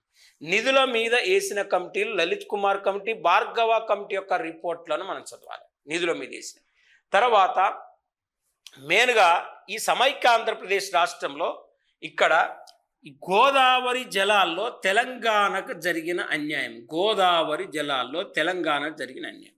కృష్ణా జలాల్లో తెలంగాణకు జరిగిన అన్యాయం. గోదావరి కృష్ణ, ఇక్కడ చూడండి, గోదావరి కృష్ణా జలాల్లో తెలంగాణకు జరిగిన అన్యాయము. అంటే జనరల్గా మనం ఒక్కసారి పరిగణలోకి తీసుకుంటే గోదావరి జలాల్లో తెలంగాణకి ఎంత అన్యాయం జరిగింది అంటే 1969వ సంవత్సరంలో గోదావరి జలాలపై మేజర్గా మనం పరిగణలోకి తీసుకుంటే ఇక్కడ 69లో ఏంటంటే ఇక్కడ బచావ ట్రిబ్యునల్ని వేయటం జరిగింది. గోదావరి జలాల పంపకం గురించి, కృష్ణా జలాల పంపకం గురించి 1969వ సంవత్సరంలో ఆనాటి కేంద్ర ప్రభుత్వం బచావ ట్రిబ్యునల్ ఇస్తే ఈ గోదావరి జలాలను, కృష్ణా జలాలను 1973లో పంచడం జరిగింది. వాస్తవానికి ఈ ఒప్పందం 2000 సంవత్సరం వరకు ఉంటుంది. మరి ఈ సమైక్య ఆంధ్రప్రదేశ్ రాష్ట్రంలో గోదావరి కృష్ణాలో తెలంగాణకు జరిగిన అన్యాయం గురించి బచావ ట్రిబ్యునల్ యొక్క గణాంకాలను మనం క్షుణ్ణంగా చదవాలి. మరి అది ఆ 3 నీళ్లలో తెలంగాణకు జరిగిన అన్యాయం లెక్కలలో డేటా, నిధులలో తెలంగాణకు జరిగిన అన్యాయం డేటా రూపంలో, ఉద్యోగాల్లో తెలంగాణకు జరిగిన అన్యాయం డేటా రూపంలో, 1956 నుండి 2014 మధ్య సమైక్య ఆంధ్రప్రదేశ్ రాష్ట్రంలో తెలంగాణ యొక్క పరిస్థితి ఎలా ఉంది, ఇదంతా మనకు యూనిట్ 1లో తెలంగాణ ఎకానమీలో ఫస్ట్ యూనిట్లో ఉన్న సిలబస్ ఇది. ఇక తెలంగాణ ఎకానమీలో సెకండ్ యూనిట్లో ఉన్న సిలబస్ మనం తీసుకుంటే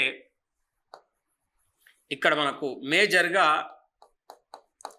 సేమ్ ఇక్కడ మనకు ఇండియన్ ఎకానమీలో ఏముందో తెలంగాణ ఎకానమీలో కూడా ఈ తెలంగాణ పాపులేషన్ సంబంధించిన వివరాలు, population demography in Telangana state. అక్కడ ఇండియన్ పాపులేషన్ చదువుతాం, ఇక్కడ తెలంగాణ పాపులేషన్ చదువుతాం, ఇక్కడ లోకల్ పాపులేషన్ చదువుతాం. అంటే వాస్తవానికి 2014 జూన్ 2న తెలంగాణ రాష్ట్రం ఆంధ్రప్రదేశ్ నుంచి విడిపోయినప్పుడు వాస్తవానికి మరి హైదరాబాద్ రాజధానిగా తెలంగాణ స్టేట్ ఏర్పడిన తర్వాత ఈ సమైక్య ఆంధ్రప్రదేశ్ వాస్తవానికి వాళ్ళు ఏం కోరినారంటే హైదరాబాద్ కోల్పోవటం వల్ల ఖమ్మం జిల్లాలో 7 మండలాలను, 30 మండలాలను ఏపీలో కలపాలని వాళ్ళు ప్రతిపాదన చేశారు. చేయటంతో కూనవరం కానీ, కుక్కునూరు కానీ, చింతూరు కానీ, భద్రాచలం కానీ, మరి వేలేరుపాడు కానీ, విఆర్పురం వరదరామచంద్రాపురం కానీ, బూర్గంపాడ్ అనే 7 మండలాలను ఆంధ్రప్రదేశ్లో కలపడం జరిగింది. మరి ఈ తెలంగాణలో ఉన్న ఈ 7 మండలాలను ఏపీలో కలపటం వల్ల తెలంగాణ యొక్క వైశాల్యం తగ్గింది, ఆంధ్రప్రదేశ్ యొక్క వైశాల్యం పెరిగింది. మరి తెలంగాణ వైశాల్యం తగ్గింది, ఆంధ్రప్రదేశ్ యొక్క వైశాల్యం పెరిగింది అని చెప్తున్నాం జనరల్గా మేజర్గా మనం పరిగణలోకి తీసుకుంటే. అయితే ఈ 7 మండలాల్లో వాస్తవానికి 2,97,000 జనాభా ఉంటే 1,90,000 మందిని తెలంగాణలో కలిపేశారు. అంటే తెలంగాణ జనాభాని ఏపీలో కలిపేస్తే అప్పుడు తెలంగాణ జనాభా తగ్గింది, ఏపీ జనాభా పెరిగింది. మొత్తం 340 మండలాలు ఈ 7 అంటే 340 గ్రామాలు 7 మండలాల్లో ఉంటే, ఈ 7 మండలాల్లో 340 గ్రామాలు ఉంటే మొత్తం 327 గ్రామాలు ఏపీలో కలపడం జరిగింది. 13 గ్రామాలు మాత్రమే తెలంగాణలో ఉన్నాయి. అంటే ఈ విధంగా మరి తెలంగాణ యొక్క నైసర్గిక స్వరూపం అంటే నేచర్ అండ్ స్కోప్ ఆఫ్ తెలంగాణను పరిగణలోకి తీసుకుంటే, తెలంగాణ నైసర్గిక స్వరూపాన్ని మనం పరిగణలోకి తీసుకుంటే స్టడీ చేస్తే ఇక్కడ తెలంగాణకి ఎన్ని రాష్ట్రాలతో బౌండరీ లైన్ ఉంది, తెలంగాణకి ఎన్ని రాష్ట్రాలతో బౌండరీ లైన్ ఉంది, ఏ జిల్లాకు ఏ రాష్ట్రాలతో బౌండరీ లైన్ ఉంది. చూడండి, తెలంగాణకి ఎన్ని రాష్ట్రాలతో బౌండరీ లైన్ ఉంది, ఏ జిల్లాలకు ఏ రాష్ట్రాలతో బౌండరీ లైన్ ఉంది, తెలంగాణకు మరి ఒడిస్సాతో బౌండరీ లైన్ ఉందా లేదా అనేది ఇక్కడ మనం పరిగణలోకి తీసుకోవాలి. ఇక తెలంగాణలో జనాభా, తెలంగాణ జనసాంద్రత, తెలంగాణలో సెక్స్ రేషియో, తెలంగాణలో అక్షరాస్యత, తెలంగాణలో జనాభా వృద్ధి రేటు, తెలంగాణలో ఎస్సీ జనాభా, తెలంగాణలో ఎస్టీ జనాభా, తెలంగాణలో మరి 0 to 6 పాపులేషన్ ఎంత ఉంది, ఆ హ్యూమన్ రిసోర్సెస్ సంబంధించిన డేటాలు మొత్తం కూడా మనం ఈ పాపులేషన్ సంబంధించిన డేటాలు మొత్తం కూడా మనం యూనిట్ 3లో నేర్చుకోవాలి. అంటే ఇప్పుడు తెలంగాణ ఎకానమీలో యూనిట్ 2 ఏంటిది, తెలంగాణ పాపులేషన్ అని ఉంది. ఫస్ట్ దాంట్లో ఏముందని నిధులు, నీళ్లు, నియామకాలు అని చెప్పినాం. ఇక తెలంగాణ ఎకానమీలో ఇక్కడ మనం యూనిట్ 3ని మనం పరిగణలోకి తీసుకుంటే అగ్రికల్చర్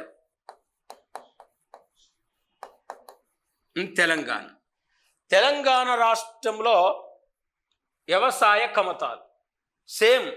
అంటే తెలంగాణలో మొత్తం రైతులు ఎంతమంది ఉన్నారు, చిన్న రైతులు ఎంత ఉన్నారు, సన్నకారు రైతులు ఎంత ఉన్నారు, మొత్తం రైతులు ఎంత ఉన్నారు, తెలంగాణలో మొత్తం వైశాల్యం ఎంత, తెలంగాణలో స్థూల సాగు భూమి ఎంత ఉంది, నికర సాగు భూమి ఎంత ఉంది, అంటే స్థూల సాగు భూమి ఎంత ఉంది, నికర సాగు భూమి ఎంత ఉంది, ఒక్కసారి కంటే ఎక్కువ సార్లు సాగు చేసే భూమి ఎంత ఉంది, మరి కల్టివేట్ ల్యాండ్ ఎంత ఉంది, నాన్ కల్టివేట్ ల్యాండ్ ఎంత ఉంది, నాన్ అగ్రికల్చర్ ల్యాండ్ ఎంత ఉంది, ఫ్యాలో ల్యాండ్ ఎంత ఉంది, కరెంట్ ఫ్యాలో ల్యాండ్ ఎంత ఉంది. అంటే స్థూల సాగు వేరు, నికర సాగు వేరు. మరి ఒక్కసారి కంటే ఎక్కువ సార్లు సాగు చేసే భూమి వేరు, వ్యవసాయేతర కార్యకలాపాల కింద ఉన్న భూమి వేరు, నాన్ అగ్రికల్చర్ ల్యాండ్. అంటే వ్యర్థ భూములు వేరు, సాగుకు పనికిరాని భూములు వేరు. మరి ఇవన్నిటిని మనం అగ్రికల్చర్ సెక్టార్లో చదువుతాం. తర్వాత తెలంగాణలో పండే పంటలు, అంటే తెలంగాణలో ఏ పంటలు ఏ జిల్లాలో పండుతున్నాయి, మరి తెలంగాణలో ఎక్కువ ఏ పంటలు పండుతాయి, మరి హార్టికల్చర్ క్రాప్స్ వాటి యొక్క చరిత్ర, హార్టికల్చర్ క్రాప్స్. తర్వాత నెక్స్ట్ మనం తెలంగాణలో చూస్తే వ్యవసాయ మార్కెట్లు, వ్యవసాయ పరపతి, తర్వాత మనం చూస్తే వ్యవసాయ ధరల విధానము, అగ్రికల్చర్ ప్రైస్ పాలసీ. దీని తర్వాత తెలంగాణలో అడవులు, ఫారెస్ట్ అడవులు, దానికి సంబంధించిన వివరాలు. దాని తర్వాత మనం చూస్తే ఇంకా మనం మెట్ట ప్రాంతంలో తెలంగాణ యొక్క వ్యవసాయము, వన్యప్రాణి సంరక్షణ కేంద్రాలు, తెలంగాణలో వ్యవసాయ అనుబంధ వృత్తులు, ఇదంతా కూడా మనం తెలంగాణలో అగ్రికల్చర్ సెక్టార్ మీద మనం చదవలసిన అంశం అండి. ఇక యూనిట్ మనం తీసుకుంటే యూనిట్ 4 ఏమున్నది అంటే ఇక్కడ తెలంగాణ రాష్ట్రంలో ఇండస్ట్రియల్ సెక్టార్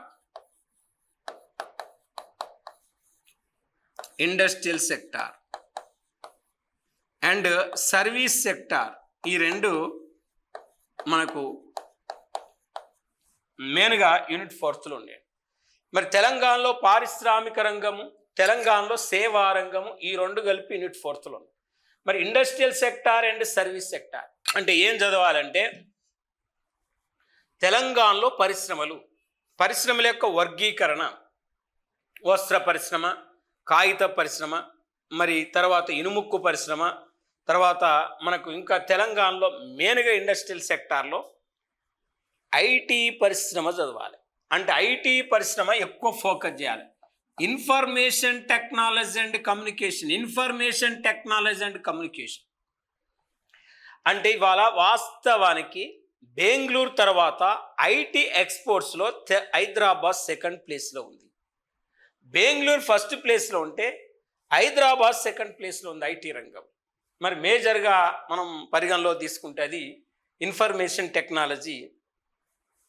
తర్వాత మనం industrial corridors, Hyderabad to Khammam industrial corridor, Hyderabad to Warangal industrial corridor, Hyderabad to Bengaluru industrial corridor, మరి Hyderabad to Nagpur industrial corridor. మరి ఇండస్ట్రియల్ కారిడార్లు అంటే ఏంది, ఇండస్ట్రియల్ ఎస్టేట్స్ అంటే ఏంది, ఇండస్ట్రియల్ క్లస్టర్స్ అంటే ఏంది, మరి టీ ఐపాస్ అంటే ఏంది, టీ ఐడియా అంటే ఏంది, టీ ప్రైడ్ అంటే ఏంది, పారిశ్రామిక అభివృద్ధి కోసం తీసుకొచ్చిన ఇండస్ట్రియల్ పాలసీల యొక్క ప్రాముఖ్యత, పారిశ్రామిక విధానాల యొక్క ప్రాముఖ్యత. ఇంకా మనం ఈ తెలంగాణ రాష్ట్రానికి సంబంధించి మెయిన్గా సర్వీస్ సెక్టార్ అంటే తెలంగాణలో రోడ్డు మార్గాలు కానీ, తెలంగాణలో రైలు మార్గాలు కానీ, తెలంగాణలో వైమానిక మార్గాలు కానీ. అంటే తెలంగాణ రాష్ట్రానికి జల మార్గాలు లేవు, సీ పోర్టు తెలంగాణకు లేదు, డ్రై పోర్ట్లు ఏర్పాటు చేస్తామని చెప్పారు. మరి ఆ డ్రై పోర్ట్లు కానీ, తెలంగాణలో కమ్యూనికేషన్ సిస్టమ్ కానీ, తెలంగాణలో టూరిజం సెక్టార్ కానీ, ఇవన్నిటినీ సంబంధించి మనం యూనిట్ 4లో ఈ తెలంగాణ ఎకానమీ సంబంధించి క్షుణ్ణంగా చదవలసిన అంశాలు. తర్వాత ఇక తెలంగాణ ఎకానమీలో యూనిట్ 5లో మనం చదవలసిన ఏంటి, ఇది చాలా ఇంపార్టెంట్ యూనిట్. ఇది చాలా ఇంపార్టెంట్ యూనిట్ అని ఎందుకు అంటున్నాం తెలంగాణ ఎకానమీలో అంటే ఎక్కువ మార్కులు ఇళ్ళకెళ్ళి రావడానికి అవకాశం ఉంటుంది. ఇందులో ఏముంటాయి అంటే మేజర్గా జిఎస్డిపి ఉంటుంది. జిఎస్డిపి అంటే gross state domestic product. Gross state domestic product ఇక్కడ చూడండి, జిఎస్డిపి ప్లస్ తెలంగాణ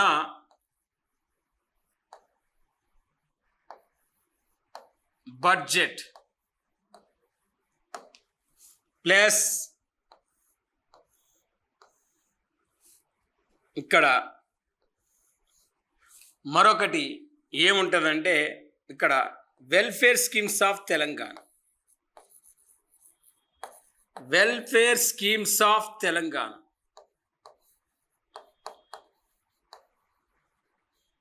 ఇది ఇక్కడ GSDP, Telangana budget, welfare schemes of Telangana. అంటే ఇక్కడ మనం ఒకసారి తీసుకుంటే ఇక్కడ gross state domestic product. GSDP అంటే ఏంది, జిఎస్డిపి ఎన్ని రంగాల నుండి వస్తుంది మరి చూడండి. GSDP gross state domestic product అంటే ఏంది, అందులో జిఎస్డిపిలో ప్రాథమిక రంగం వాటి ఎంత, ద్వితీయ రంగం వాటి ఎంత, తృతీయ రంగం వాటి ఎంత, మరి తెలంగాణ తలసరి ఆదాయం ఎంత, జిఎస్డిపిలో తెలంగాణ ఏ ప్లేస్లో ఉంది, తలసరి ఆదాయంలో తెలంగాణ ఏ ప్లేస్లో ఉంది, గ్రోత్ రేట్లో తెలంగాణ ఏ ప్లేస్లో ఉంది. ఈ జిఎస్డిపిలో 33 జిల్లాల జిడిడిపి ఉంటుంది. 33 జిల్లాల జిడిడిపి ఉంటుంది. ఇది జిఎస్డిపిలో 33 జిల్లాల జిడిడిపి ఉంటే ఈ 33 జిల్లాల్లో మనం జనరల్గా తీసుకుంటే గ్రాస్ డిస్ట్రిక్ట్ డొమెస్టిక్ ప్రోడక్ట్ ఇది జిడిడిపి. మరి ఈ జిడిడిపిని మనం క్లారిఫికేషన్ చేస్తే, అధ్యయనం చేస్తే జిడిడిపి ఎక్కువ జిల్లాలేంటి, జిడిడిపి తక్కువ జిల్లాలేంటి. మరి చూడండి, జిడిడిపి ఎక్కువ జిల్లాలు, జిడిడిపి తక్కువ జిల్లాలు.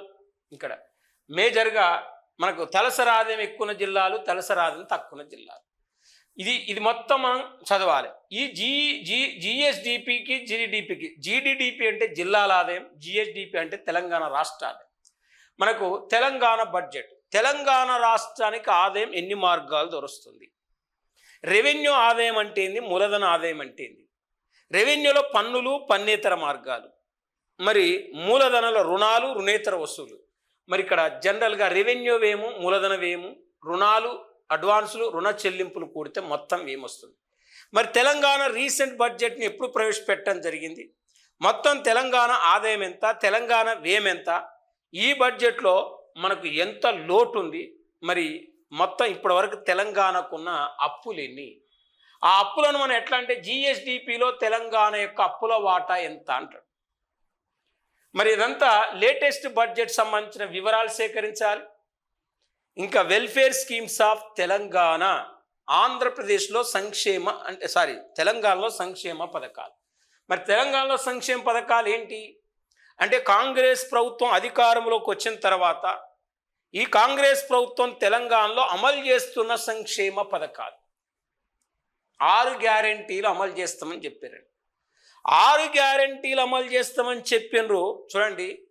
అందులో మహాలక్ష్మి అనే ఒక పథకం ఉంది, 6 గ్యారెంటీలు. 2 గృహజ్యోతి అనే పథకం ఉంది.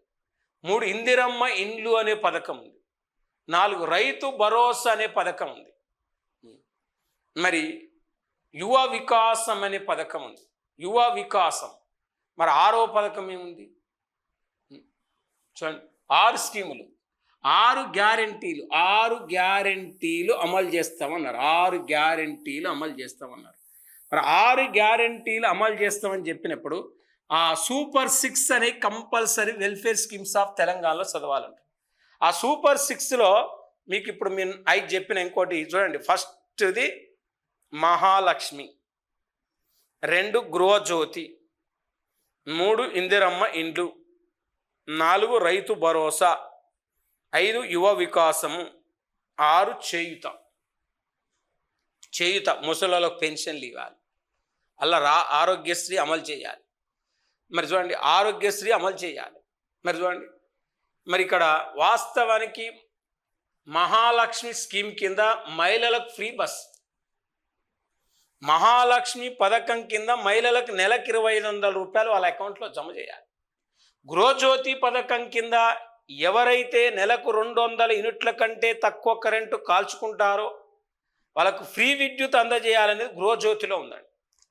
ఇక్కడ యువ వికాసం కింద చదువుకునే విద్యార్థులకు 5 లక్షల గ్యారెంటీ ఇవ్వాలనేది యువ వికాసంలో ఉంది. ఇందిరమ్మ ఇండ్లు, ఎవరైతే ఇల్లు లేని వారు ఇల్లు కట్టుకుంటారో వాళ్ళకు మేలుగా 5 లక్షల రూపాయల ఆర్థిక సహకారం అందించాలనేది ఇందిరమ్మ ఇండ్లలో ఉంది. ఇక రైతు భరోసా అనే స్కీమ్ కింద ఇక్కడ ఎకరానికి జనరల్గా 7,500 రూపాయలు ఎకరానికి ఇవ్వాలి. సంవత్సరానికి ఎకరానికి 2 పంటలకు కలిపి 15,000 రూపాయలు ఇవ్వాలనేది రైతు భరోసా పథకంలో భాగం. మరి రైతు భరోసా పథకంలో భాగం అది 2018లో దాన్ని రైతు బంధుగా పేరు పెట్టారు. ఇప్పుడు దానికి రైతు భరోసా అని పేరు మార్చారు. మరి ఇప్పటి వరకు అది స్కీము. తర్వాత చేయుత కింద వృద్ధులకు 2,000 ఇచ్చే పెన్షన్ 4,000 పెంచాలి. వికలాంగులకు 6,000 రూపాయల పెన్షన్ పెంచాలనేది మనకు చేయుత స్కీములో ఉందండి. ఇక ఇది మెయిన్గా 6 గ్యారెంటీలతో పాటు ఇంకా ఈ మధ్యలో రాజీవ్ వికాసం అమలు చేశారు. తర్వాత ఇంకా అనేక స్కీములు అమలు చేస్తున్నారు. కళ్యాణ లక్ష్మి పథకం అమలవుతూనే ఉంది. దాని తర్వాత మనకు ఆరోగ్య లక్ష్మి పథకం అమలవుతూనే ఉంది. ఇంకా మహాత్మా గాంధీ జాతీయ గ్రామీణ ఉపాధి పథకం అమలవుతూనే ఉంది. ఇంకా అనేక కార్యక్రమాలు కూడా మనకు ఈ పథకాలతో పాటు తెలంగాణ రాష్ట్ర ప్రభుత్వం అమలు చేసే సంక్షేమ పథకాలన్నీ కూడా చదవాలి. కాబట్టి మరి వెల్ఫేర్ స్కీమ్స్ ఆఫ్ తెలంగాణ అనేది మనకు 5వ యూనిట్లో తెలంగాణ బడ్జెట్, తెలంగాణ సంక్షేమ పథకాలు, జిఎస్డిపి ఇది 5వ యూనిట్లో ఉంది. ఈ 5 యూనిట్లు చదివితే మనకు తెలంగాణ ఎకానమీలో మొత్తం ఎన్ని మార్కులు వస్తాయంటే 50 మార్కులు రావడానికి అవకాశం ఉంటుంది. ఇది మనకు పార్ట్ 2గా మనం చెప్పుకున్నాం. లాస్ట్ మనం పార్ట్ 3ని తీసుకుంటే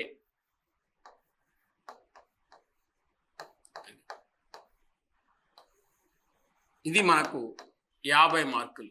దీన్ని ఏమంటున్నామంటే డెవలప్మెంట్ ఎకానమీ అంటున్నాం. డెవలప్మెంట్ ఎకానమీ అంటే అభివృద్ధికి సంబంధించిన ఎకానమీ అంటాం. అభివృద్ధికి సంబంధించిన ఎకానమీ ఇది కూడా మనకి 50 మార్కులు. ఇక్కడ ఇందులో యూనిట్ 1 మనం తీసుకుంటే ఇక్కడ growth and development, growth and development, ఆర్థిక వృద్ధి, ఆర్థిక అభివృద్ధి. మరి ఆర్థిక వృద్ధి, ఆర్థిక అభివృద్ధి అనేది మన యూనిట్ 1లో ఉందండి. ఆర్థిక వృద్ధి అంటే ఏంది, ఆర్థిక అభివృద్ధి అంటే ఏంది, ఆర్థిక వృద్ధికి ఆర్థిక అభివృద్ధికి వ్యత్యాసం ఏంటిది? మరి గ్రోత్ అండ్ డెవలప్మెంట్ అని చెప్తాం. అభివృద్ధి చెందుతున్న దేశాలు, అభివృద్ధి చెందిన దేశాలు, అభివృద్ధి చెందని దేశాలు, పెట్టుబడిదారీ ఆర్థిక వ్యవస్థ, సామ్యవాద ఆర్థిక వ్యవస్థ, మిశ్రమ ఆర్థిక వ్యవస్థ, ప్లస్ ఇక్కడ ఇంకా మనం ఆర్థిక అభివృద్ధిని కొలిచే సూచికలు, measurement of economic development, determination of economic development, ఆర్థిక అభివృద్ధి నిర్ణయించే అంశాలు, ఆర్థిక అభివృద్ధిని కొలిచే సూచికలు, ఇవన్నీ కూడా మనం గ్రోత్ అండ్ డెవలప్మెంట్ అనే టాపిక్లో మనం ప్రధానంగా వీటి గురించి చదవాలి. అంటే ఇప్పుడు మనకు పార్ట్ సిలో డెవలప్మెంట్ ఎకానమీలో ఇక్కడ చూడండి యూనిట్ 1లో ఏముంది, గ్రోత్ అండ్ డెవలప్మెంట్. అంటే ఇది జస్ట్ ఈ పదం మనకు డెవలప్డ్ కంట్రీస్ సంబంధించింది, డెవలప్డ్ కంట్రీస్ సంబంధించింది. ఇది డెవలపింగ్ కంట్రీస్ సంబంధించి.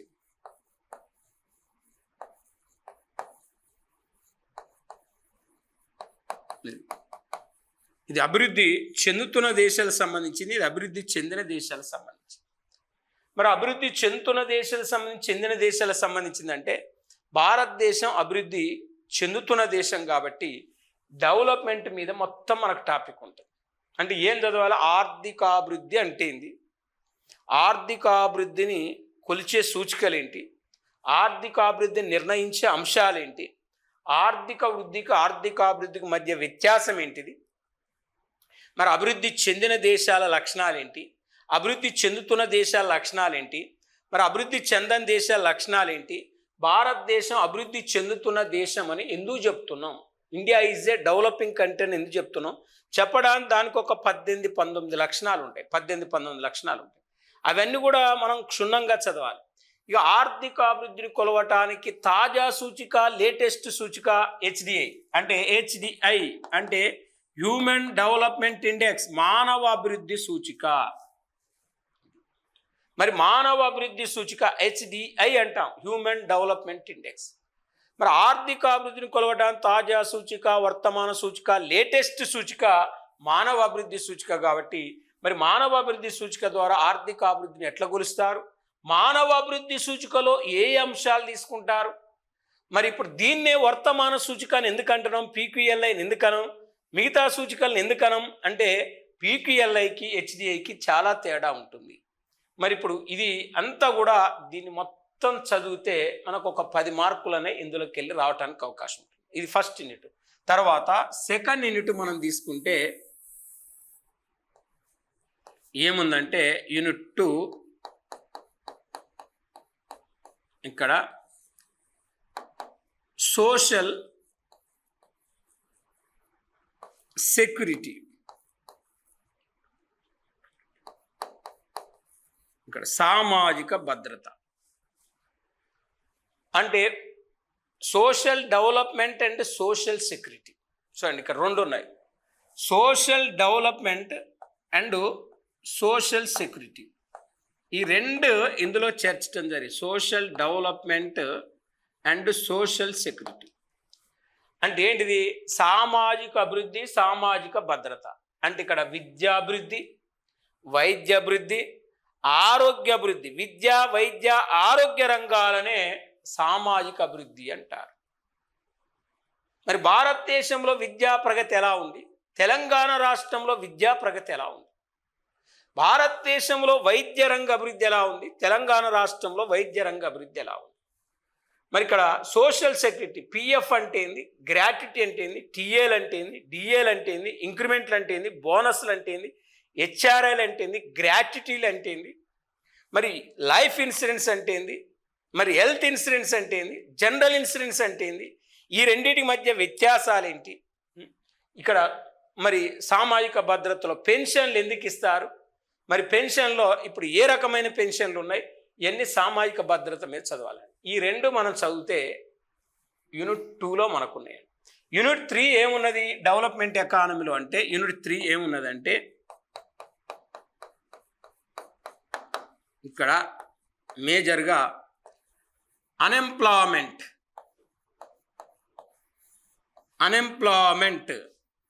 అండ్ పావర్టీ అంటే నిరుద్యోగము, పేదరికము.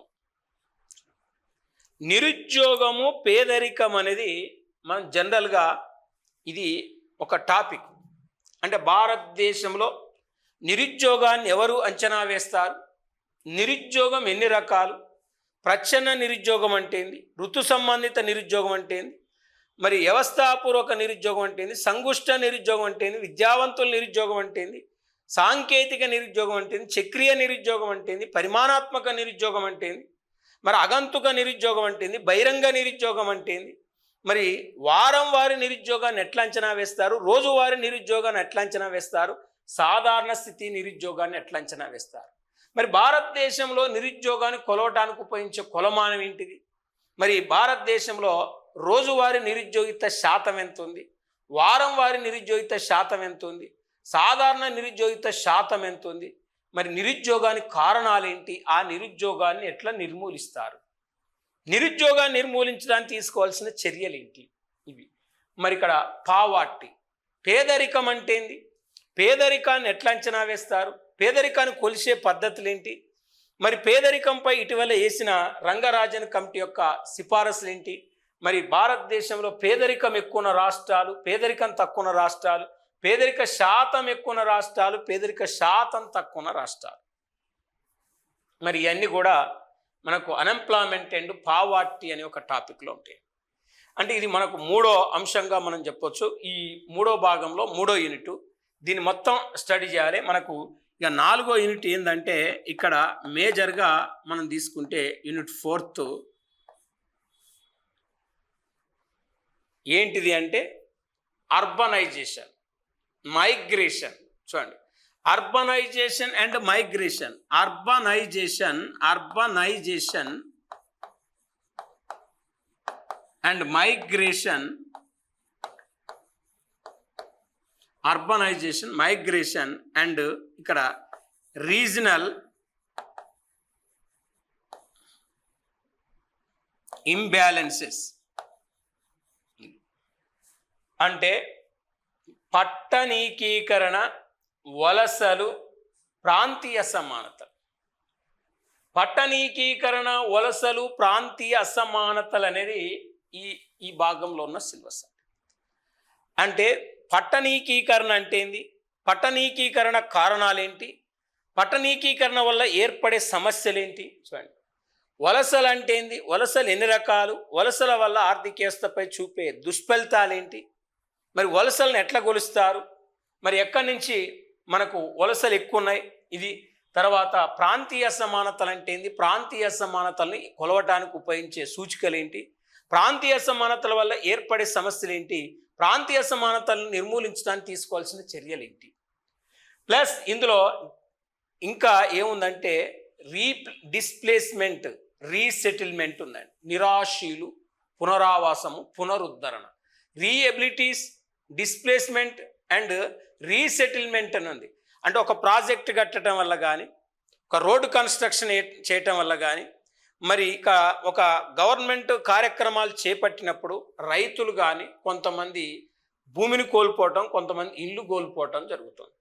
మరి భూమి కోల్పోయినప్పుడు భూమి ఎట్లా ఇవ్వాలి, ఇల్లు కోల్పోయినప్పుడు ఇల్లు ఎట్లా ఇవ్వాలి, మరి 1894 భూసేకరణ చట్టంలో ఏముంది, 2013 భూసేకరణ చట్టంలో ఏముంది, మరి ఇప్పుడు వాస్తవానికి కొత్తగా తీసుకొచ్చిన తెలంగాణ ప్రభుత్వం భూభారతి చట్టంలో ఏముంది, ఆ భూభారతి చట్టం గురించి మనం ఎక్కువగా స్టడీ చేయాలి, భూభారతి చట్టం గురించి ఎక్కువగా అధ్యయనం చేయాలి.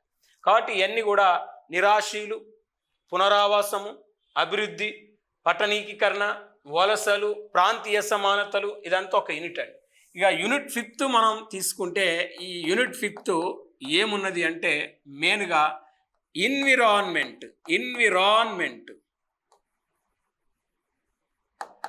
And sustainable development. Environment and sustainable development అంటే పర్యావరణము కొనసాగించగలిగే అభివృద్ధి. పర్యావరణము కొనసాగించగలిగే అభివృద్ధి అనేది యూనిట్ 5లో ఉందండి.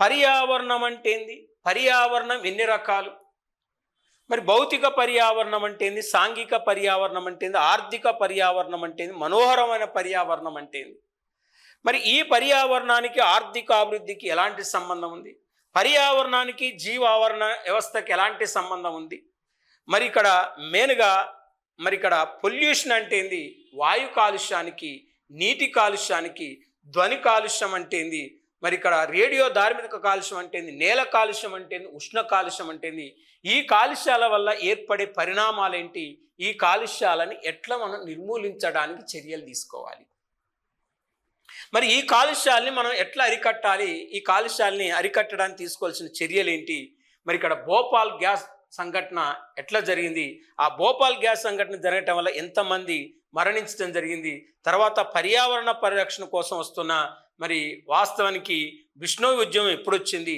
తర్వాత మెయిన్గా మనకు చిప్కో ఉద్యమం ఎప్పుడు వచ్చింది, నర్మదా బచావ్ ఉద్యమం ఎప్పుడు వచ్చింది, జంగిల్ బచావ్ ఉద్యమం ఎప్పుడు వచ్చింది, పర్యావరణం కోసం మరి తీసుకొచ్చిన వాస్తవానికి నీటి కాలుష్య చట్టం కానీ, ధ్వని కాలుష్య చట్టం కానీ, మరి ఇక్కడ వాయు కాలుష్య చట్టం కానీ, తర్వాత సెంట్రల్ పొల్యూషన్ బోర్డుని ఎప్పుడు ఏర్పాటు చేశారు, వన్యప్రాణి సంరక్షణ చట్టం ఎప్పుడు తీసుకొచ్చారు, అటవీ పరిరక్షణ చట్టాలు ఎప్పుడు తీసుకొచ్చారు, మరి దాని తర్వాత పర్యావరణం కోసం మరి గ్రీన్ ట్రిబ్యునల్ ఎప్పుడు ఏర్పాటు చేశారు, గ్రీన్ ట్రిబ్యునల్ యొక్క ప్రధాన కార్యాలయం ఎక్కడుంది, దానికి ప్రాంతీయ బోర్డులు ఎక్కడున్నాయి, ప్రజెంట్ గ్రీన్ ట్రిబ్యునల్ యొక్క చైర్మన్ ఎవరు, గ్రీన్ ట్రిబ్యునల్లో ప్రధానంగా చర్చించే అంశాలేంటి. మరి ఈ పర్యావరణం కోసం పర్యావరణ దినోత్సవాలు కానీ, పర్యావరణ సదస్సులు, మనకు జీవ వైవిధ్య సదస్సులు కానీ, కాప్ సదస్సులు కానీ, ధరిత్రి సదస్సులు కానీ, తర్వాత ఈ పర్యావరణాన్ని కాపాడుకోవటం కోసం ప్రపంచ దేశాల్లో వెలుగులోకి వచ్చింది ఏంటంటే ఇక్కడ సస్టైనబుల్ డెవలప్మెంట్, కొనసాగించగలిగే అభివృద్ధి. అంటే నిలకడగల అభివృద్ధి అంటాం, కొనసాగించగలిగే అభివృద్ధి అంటాం, సస్టైనబుల్ డెవలప్మెంట్ అంటాం. మరి ఈ కొనసాగించగలిగే అభివృద్ధి, ఈ సస్టైనబుల్ డెవలప్మెంట్ తీసుకుంటే ప్రస్తుత తరాల వారి అవసరాలు తీర్చుకుంటూ భవిష్యత్ తరాల వారి అవసరాలు తీర్చే విధంగా పర్యావరణాన్ని కొనసాగించడాన్నే కొనసాగించగలిగే అభివృద్ధి అంటున్నాం. మరి ప్రస్తుత తరాల వారి అవసరాలు తీర్చుకుంటూ భవిష్యత్ తరాల వారి అవసరాలు తీర్చే విధంగా పర్యావరణాన్ని కొనసాగించడాన్ని కొనసాగించగలిగే అభివృద్ధి అంటారు. మరి కొనసాగించగలిగే అభివృద్ధి యొక్క నియమాలేంటి, కొనసాగించగలిగే అభివృద్ధి యొక్క లక్ష్యాలేంటి, కొనసాగించగలిగే అభివృద్ధి యొక్క ప్రాధాన్యత ఏంటిది, ఇదంతా మనం దీంట్లో నేర్చుకోవాలి. అయితే 2000 సంవత్సరంలో యుఎన్ఓ, యునైటెడ్ నేషన్ ఆర్గనైజేషన్ అనే సంస్థ కొనసాగించగలిగే అభివృద్ధి కోసం 2000 సంవత్సరంలో ఏం చేసిందంటే ఎస్డిజి గోల్స్ను ప్రవేశపెట్టింది, సస్టైనబుల్ డెవలప్మెంట్ గోల్స్. ఈ సస్టైనబుల్ డెవలప్మెంట్ గోల్స్ను ప్రవేశపెట్టింది ఎప్పటి వరకు సాధించాలని లక్ష్యం పెట్టింది ప్రపంచ దేశాల కంటే 2015 నాటికి 8 లక్ష్యాలు సాధించాలని లక్ష్యం పెట్టింది. మరి 2015 నాటికి 8 లక్ష్యాలు సాధించాలని లక్ష్యం పెడితే 2015 ముగిసిన నేపథ్యంలో 2015 నుండి 2030 వరకు మెయిన్గా ఐక్యరాజ్య సమితి నిర్దేశించిన లక్ష్యాల్లో మెయిన్గా సస్టైనబుల్ డెవలప్మెంట్కు 17 లక్ష్యాలు, 169 ఉపలక్ష్యాలు నిర్ధారణ చేసింది. మరి 17 లక్ష్యాలు 169 అంటే ఈ 8 ముగిసిన నేపథ్యంలో కొనసాగించగలిగే అభివృద్ధి కోసం ఐక్యరాజ్య సమితి 17 లక్ష్యాలు 169 ఉపలక్ష్యాలు ఎంచుకుంది. కాబట్టి ఈ 169 ఉపలక్ష్యాలు 17 లక్షలకు సంబంధించి మనం ఎస్డిజి 1లో ఏముంది, 2లో ఏముంది, 3లో ఉంది, భారతదేశం ఎస్డిజి లక్ష్యాల్లో ఎక్కడ వరకు ఉంది, మరి తెలంగాణ రాష్ట్రం దేంట్లో ఉంది, యాస్పిరెంట్స్ అంటే ఏంది, పర్ఫార్మెన్స్ అంటే ఏంది, ఫ్రంట్ రన్నర్ అంటే ఏంది, అచీవర్స్ అంటే ఏంది, మరి యాస్పిరెంట్స్కి ఎన్ని మార్కులు ఇస్తారు, పర్ఫార్మెన్స్కి ఎంత ఇస్తారు, అచీవర్కి ఎంత ఇస్తారు. మరి ఇక్కడ చూడండి, మరి ఆ 100 మార్కులు వస్తే ఏంటిది, మరి 50 మార్కుల లోపు వస్తే ఎంత, 50 నుండి 65 వస్తే ఎంత, 65 నుండి 99 వస్తే ఎంత అనేది ఇక్కడ ఎస్డిజి గోల్స్లో ఉంటుంది.